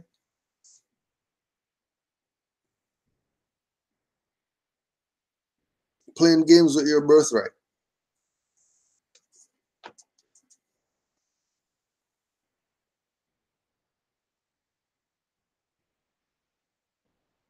It is important to note that by the mid-1920s, while Garvey's influence in the United States was diminished, his ideas, ideology, and movement continued to live on through UNIA members.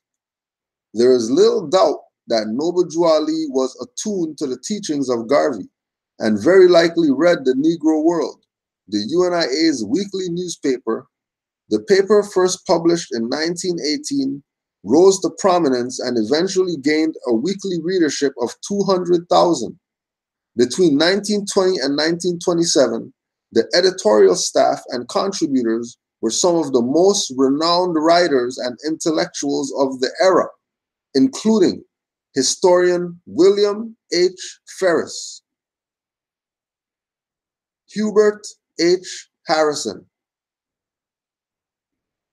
Thomas T. Fortune, and many others. William H. Ferris, Hubert H. Harrison,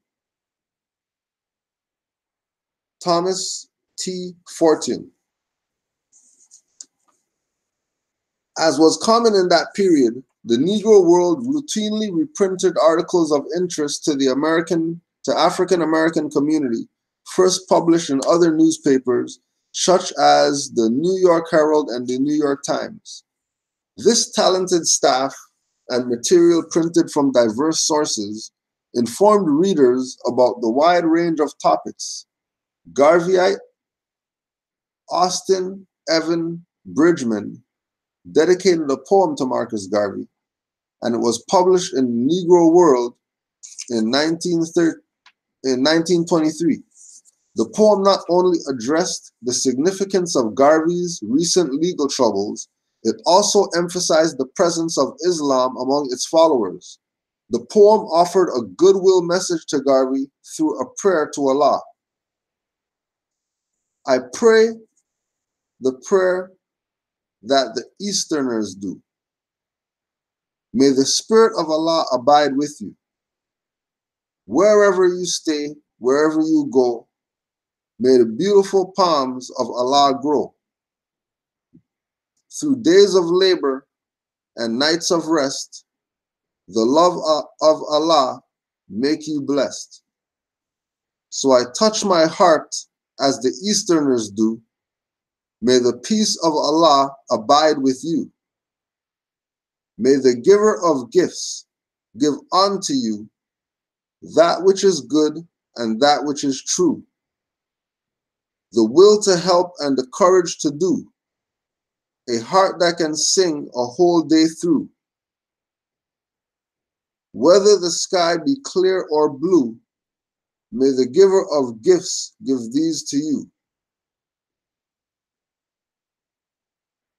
Austin Evan Bridgman, Bridgman, poem to Marcus Garvey.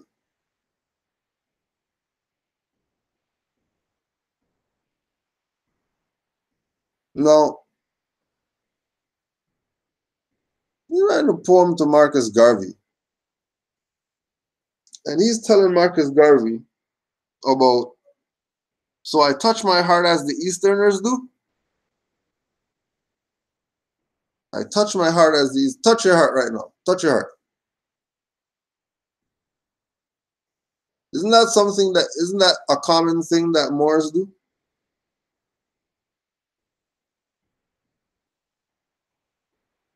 That's something that we've always done. They show you Khufu with the fez on, giving you the Islam.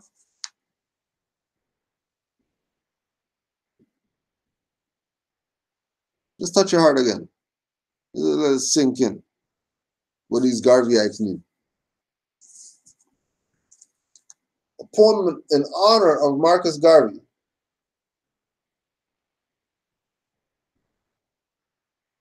So he's talking to Garvey through the poem. And he's talking about putting his hand on his heart. He's giving him Islam. He's telling him Islam, war.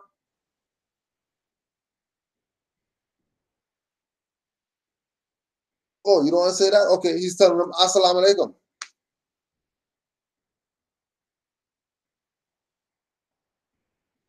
Why would he put his hand on his heart like the Easterners do if they are saying they're Moors?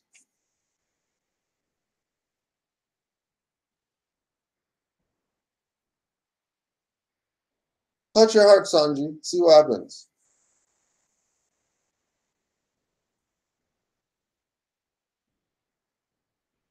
Bridgman's poem, Words of Condolences to Marcus Garvey, is another indication of how Islam resonated with Garveyites. Islamic references in Garveyism are significant in helping to explain the eventual success of Noble Drew Ali's Moorish science among former UNIA members in the second half of the 1920s.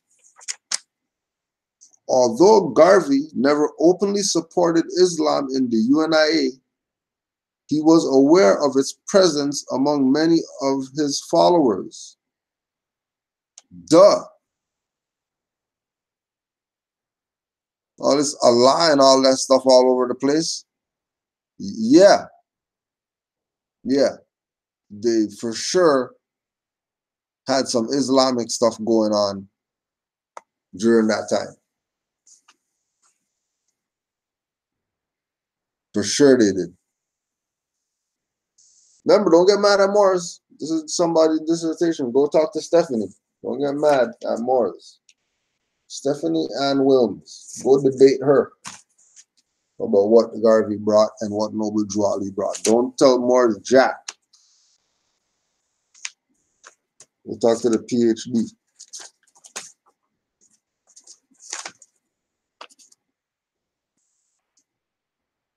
Although Garvey never openly supported Islam in the UNIA, he was aware of its presence among his many followers.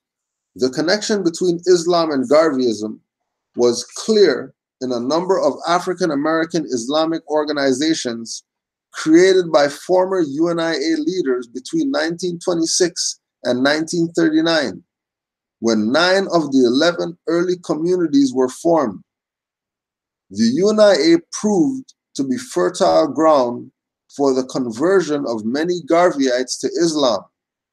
Indeed, Richard Brent Turner's work on African American Islam points to a number of explanations for what he called the appropriation of Islamic reference by Garveyism. Quote, Noble Drew Ali, Mufti Muhammad Sadiq, and Elijah Muhammad were all politically connected to Garveyism in different ways and mentioned Garvey frequently in their speeches and writings. At the same time, Garvey appropriated ideas from Black Muslim leaders in Europe and the United States, such as Deuce Muhammad Ali.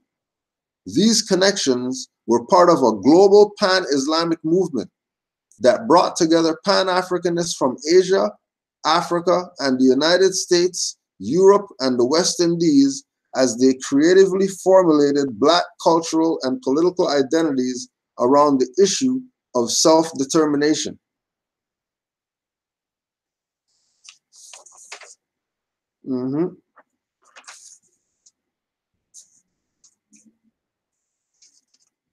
Yep, she went there. She went there.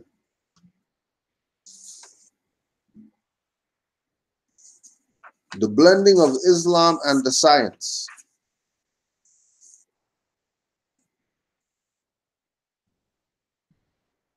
Garvey suggested the creation of a committee that would consult religious leaders from the different denominations and hold a great religious conference with the aim of bringing them all together in one great religious institution. Garvey believed that the committee should study the matter from a scientific viewpoint and return to the next convention with a plan that could successfully address the issue. In this meeting, Garvey's main concern seemed to be finding a scientific way to deal with the great religious diversity in the UNIA's membership. Garvey's insistence on viewing religion through a scientific lens may help to explain the development of Moorish science and its success among former Garveyites. Noble Drew Ali, through his formation of the Moorish Science Temple of America, would take advantage of the religious fluidity available to Garveyites and offer a scientific understanding of religion that taught to love instead of hate. Before Noble Drew Ali became the leader and prophet of the successful Chicago-based Moorish science, he went by the name of the title Professor Drew, Egyptian adept student. As a professor, he based his activities out of his Newark, New Jersey home on 181 Warren Street and professed to have a divine power that allowed him to heal the sick. Drew Ali's move, and then don't forget, we have the inside information, being that we're Moors, that, yeah, Noble Drew Ali had remedies, manufacturing company making his own remedies and all that.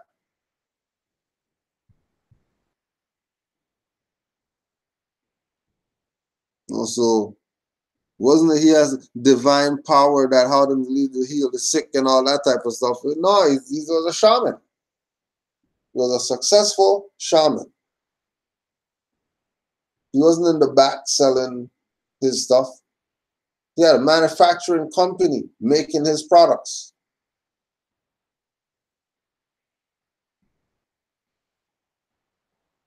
He had a manufacturing company making his products.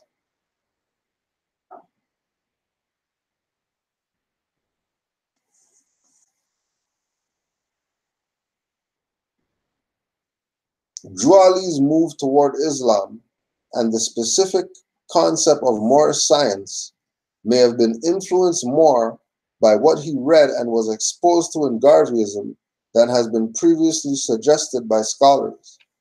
The pages of the Negro World in 1926 and 27 had a number of advertisements for Mohammedan scientists. The number of frequency of ads, along with the diversity of their images, suggests that there were several men calling themselves Mohammedan scientists. Perhaps this was one of the sources of inspiration for Noble Drew Ali and his creation of Moorish science, since he too blended Islam and science to provide a solution to life's problems. These advertisements featured men who claimed they possessed special powers derived from the secret knowledge obtained from the East, able to help heal people. One of the advertisements for a Mohammedan scientist appeared in the Negro World in July 1926, 4 months before Noble Drew Ali incorporated Moorish science in Chicago.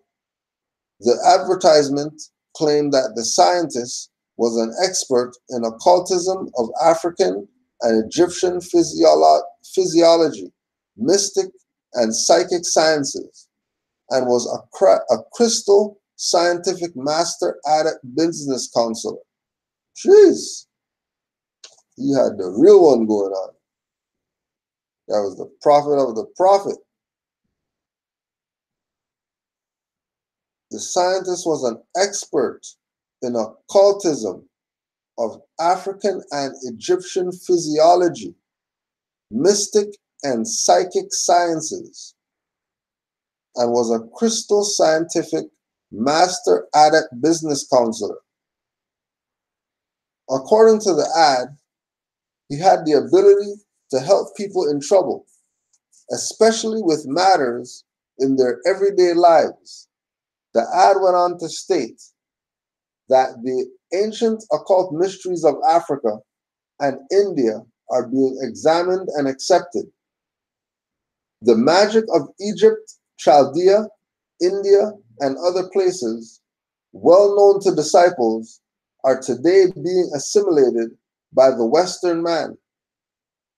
We invite all those who are interested in things occult to see us. To the uninitiated, all things are impossible, but to be initiated, it is so. He that can understand, let him understand. Allah be praised.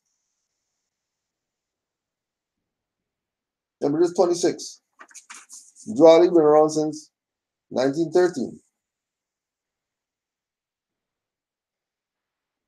Drawley told these Moors that the keys have been opened.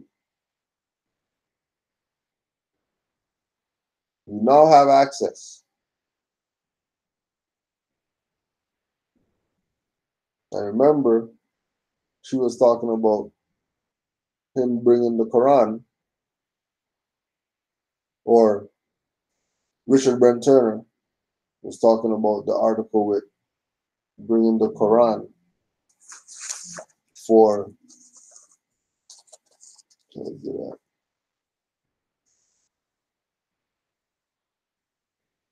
bringing the Quran of economic and intellectual welfare.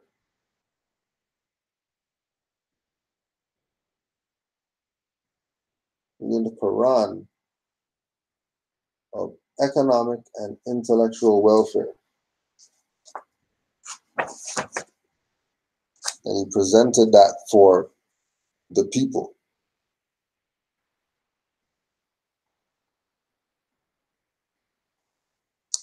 He brought that for them.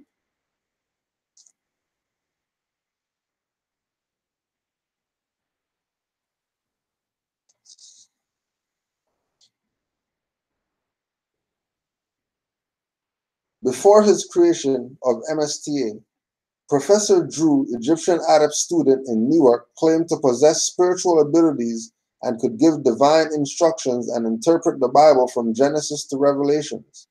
He also claimed to have the 18 years of Christ's life that is silent in your Holy Bible for all those who desire to know more about Jesus the Christ.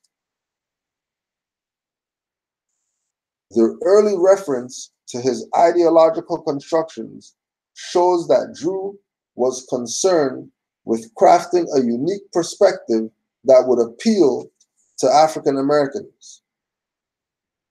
While there has been some suggestion that Noble Drew received his interest in occult and the mysticism of branches of Freemasonry, such as ancient Egyptian Arabic order of the Nobles of the Mystic Shrine, it is possible that these Mohammedan scientists influence Ali's thinkings and actions. Islamic scholar Peter Lamborn Wilson, for example, argued the first deep source of Moorish science is Freemasonry.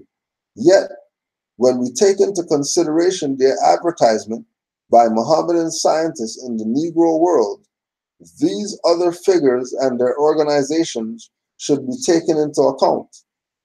By 1928, Noble Drew Ali had established himself as the supreme Mohammedan scientist, as leader and prophet of the Moorish Science Temple, which touted a membership of 30,000, was in 12 cities. In that same year, Ali also published the sacred text of the movement, the Circle 7 Quran, and successfully started a newspaper for the movement, the Moorish Guide. Indeed, Noble Drew Ali was aware of the value of titles and understood the power that scientific validity could add to one's cause. This was quite apparent, especially given the work of social scientists such as Herbert Spencer, who applied Charles Darwin's work to evolution and theory of survival for the fittest to human societies. The impact of these epistemological claims was often a matter of life or death for African Americans, since science had been used to reinforce racial hierarchies and justify lynching campaigns and Jim Crow legislation. Noble Drew Ali understood this well, and in 1926 made use of science's discursive power in modern American culture.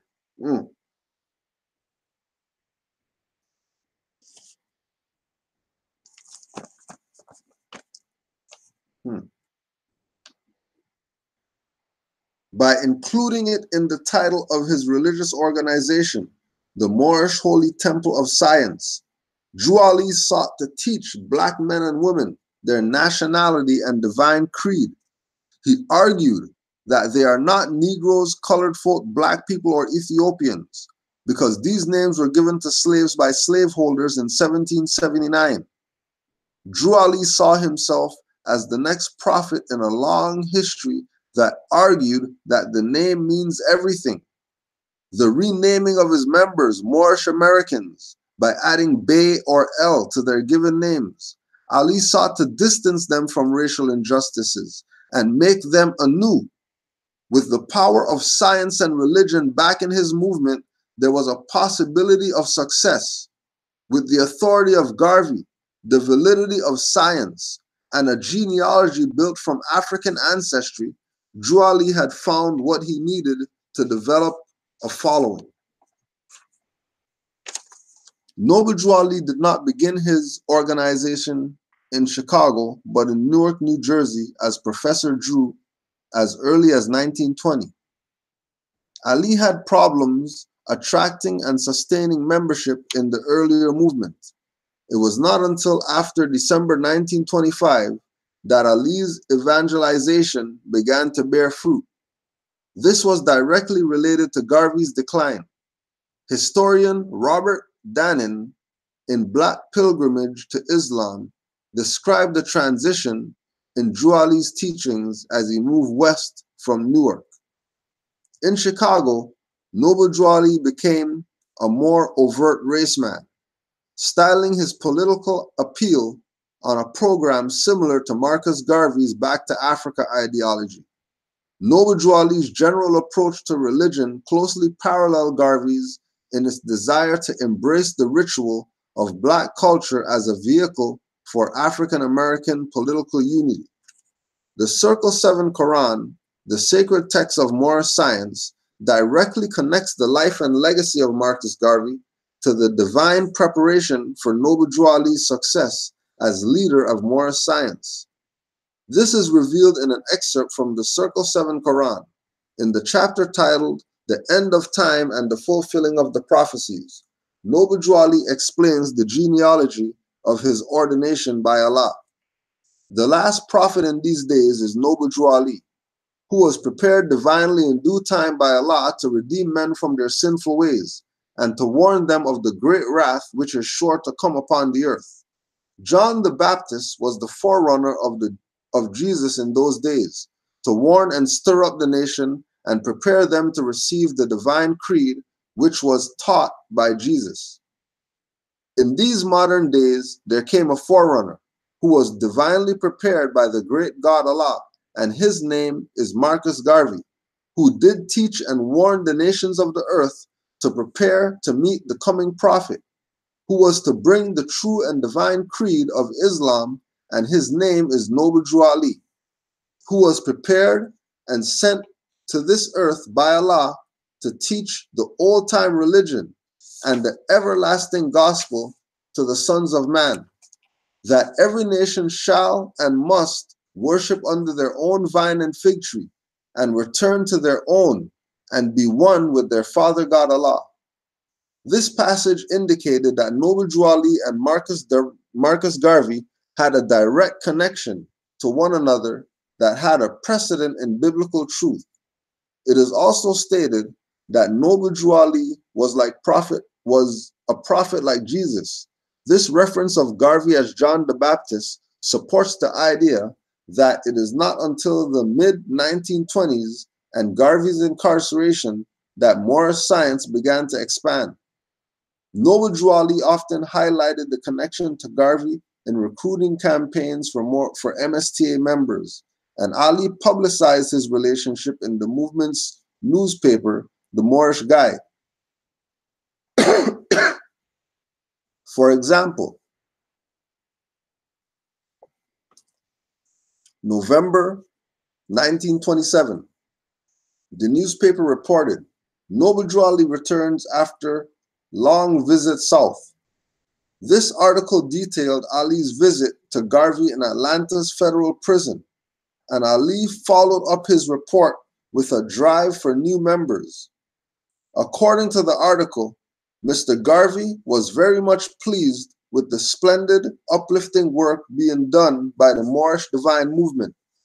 The rest of the article described the membership drive launched by the movement, emphasizing that persons desirous of learning the great work that is being done are asked to write Prophet Ali. This article shows Ali's reliance on Garvey's popularity within the African American community to solidify Ali's position as a race leader. While Ali gained esteem by emphasizing his connections to Garvey, there is no evidence that Garvey actually knew or agreed with Ali's mission. Correspondence between Garvey and Leonard Smith, the president of the Detroit UNIA division, revealed as of September 1927 that Garvey was unaware of Ali on his mission.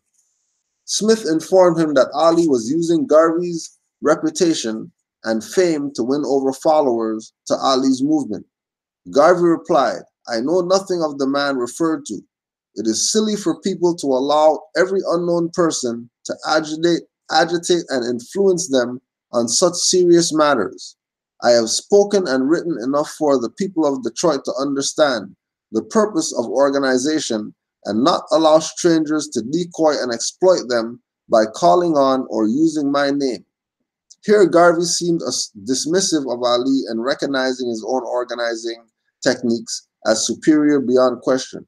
This quote suggests that Ali was using Garvey's reputation in Detroit to gain followers. At the same time, Noble Drew Ali's Moorish science resembled Garvey's UNIA in a number of ways.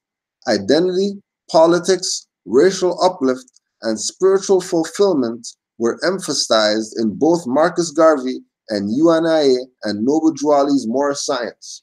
To be sure, the cultural practices and characteristics of both social movements appealed to the masses of African Americans.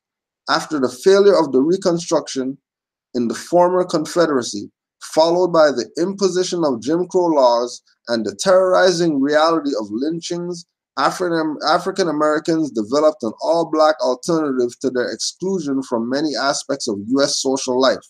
Marcus Garvey and Noble Drew Ali offered viable alternatives to the harsh realities African Americans confronted.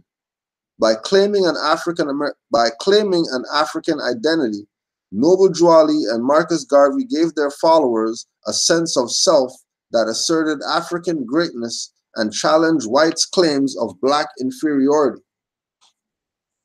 The Moorish movement built upon Garveyism and offered its members a chance for a better future. Historian Emery Talbert noted that the discussions of African repatriation, specific details were not important. Rather, the more significant question was, what are you going to leave your children? Garvey's critics, without ever talking to the men and women whose contributions were financing the UNIA, assumed that physically boarding a ship and sailing to Africa was the total goal of rank and file Garveyites. Hence, they saw Garveyism as a mass hypnotism and Garveyites as little more than automations following the lead of their messiah. Had they bothered to question the masses, they would have found an intelligent people who were perfectly aware of the obstacles of African repatriation, but who also realized with more immediate evidence that life in a white-dominated country held little hope for them unless a black nation would embody the black man's power and command respect for him around the world. Tolbert highlighted the pragmatic nature of the actions taken by the followers of Garvey, who were concerned with self-determinist objectives, as well as cultural and economic inheritance and livelihood left for their children. The resolve to identify with Africa and a black nation that would triumph over the injustices experienced by the United States, demonstrating one potential solution to the problems created by white supremacists. Although Noble Drew Ali offered a dramatically different solution, his movement made use of Garvey's program and insights into racial politics, especially by defining the divine and incorporating that definition into a new religious movement. Noble Drew Ali too worked hard to ensure that the Moorish Science Temple would provide an appropriate vehicle for the maintenance of good morals and strong family structures. Noble Drew Ali too worked hard to ensure that the Moorish Science Temple would provide an appropriate vehicle for the maintenance of good morals and strong family structures.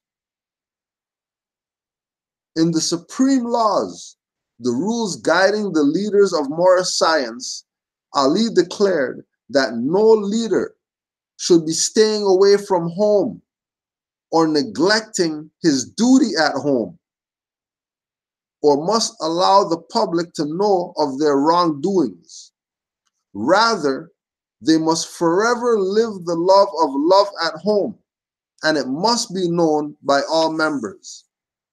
Ali also made sure to include chapters in the Circle 7 Quran that provided marriage instructions from man and wife from the noble prophet, including the duty of a husband and holy instructions for thy children, demonstrating his concern for the security and success of generations of Moorish Americans to come.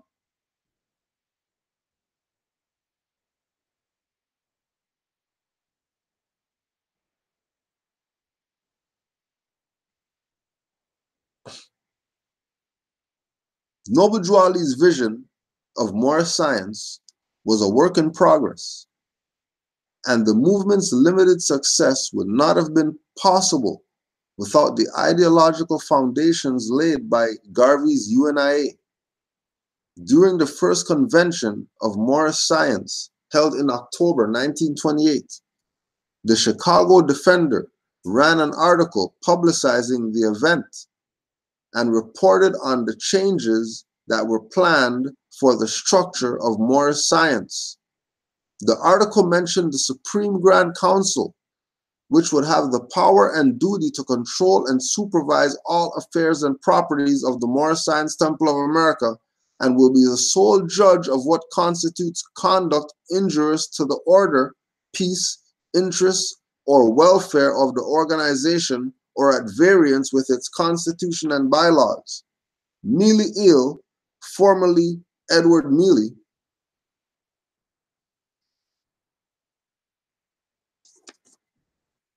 was appointed to this Supreme Grand Council as the Supreme Grand Sheikh, in essence, the second in command of MSTA. The Supreme Council, Noble Drew Ali declared, consisted of men tried and true accepted according to their words, works, and deeds. Through the appointment of Mili El, a former Garveyite, to the Supreme Council, and second only to Noble Drew Ali, MSTA appropriate the program initially laid out by the UNA and offered a new way to organize African Americans utilizing Islam, science, and African ancestry to challenge the racial inequities of American society. Went in on them.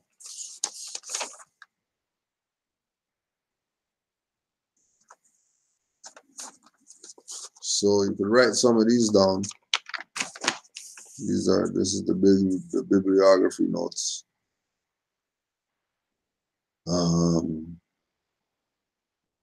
Robert Hill, Comradeship of the More Advanced Races. Robert Hill, Comradeship of the More Advanced Races.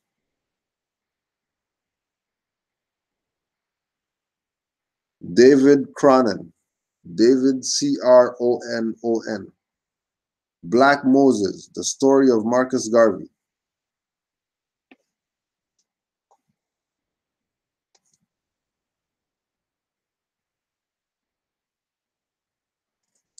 Edward Wilmot Blyden, Edward Wilmot Blyden, Blyden, Christianity, Islam, and the Negro Race. Christianity, Islam, and the Negro Race. Tony Martin, Race First. Tony Martin, Race First.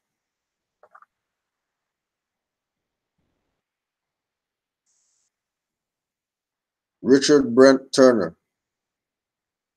Islam and the African American Experience.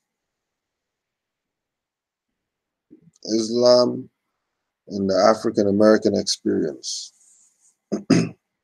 Michael Gomez, Black Crescent. Michael Gomez, Black Crescent.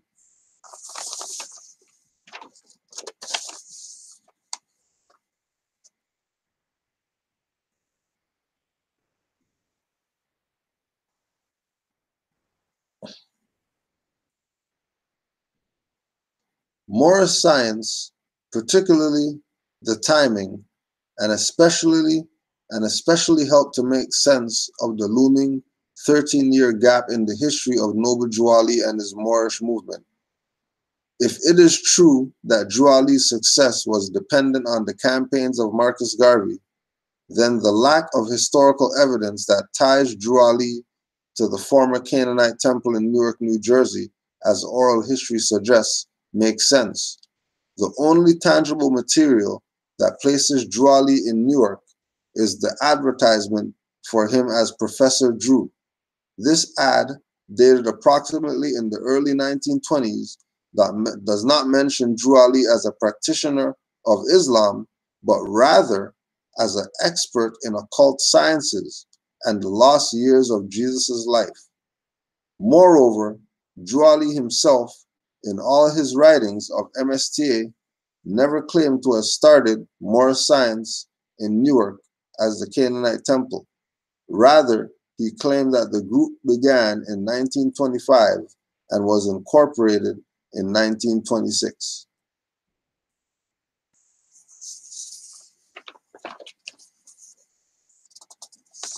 Writing again, being that we're Aboriginal and Indigenous, oral history.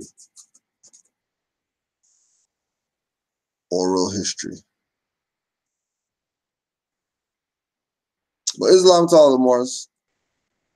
Peace and love to the chat Moors. Seen you been killing them all night. Clean swipes only. Clean swipes only.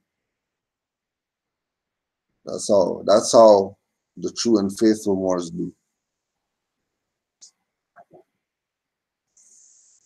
So will the Moors learn something today from the dissertation? Once again, give thanks to Stephanie Wilms 2014, Noble Drew Ali and the Moorish Science Temple, a study in race, gender, and African American religion, 1913 to 1930, killed the dissertation. Smashed it. Smashed it. Honors to her. Peace to all the Moors worldwide. Don't forget it's Tuesday night. Blog Talk Radio, MHHS Eyes Wide Open, 9:30 p.m. So make sure you check in tonight, 319-527-6751. 319-527-6751. 425-569-5201. 425-569-5201. And once again, in honor of Marcus Garvey, may he our rights proclaim, in that the most sacred name Allah, one God, one aim, one destiny. Islam, Moors, peace and love, and look out for something, because there was another dissertation we were supposed to drop today, but Stephanie Williams killed it. So we're going to save this one for another day in the week, and it went in on this one. So, and this one was for degree of Master of Arts. Give thanks to Brother Yusuf for putting me on that thought stream of looking up dissertations, see what the hell people are talking about. And they be going in. These two were crazy. Islam, Moors, peace and love.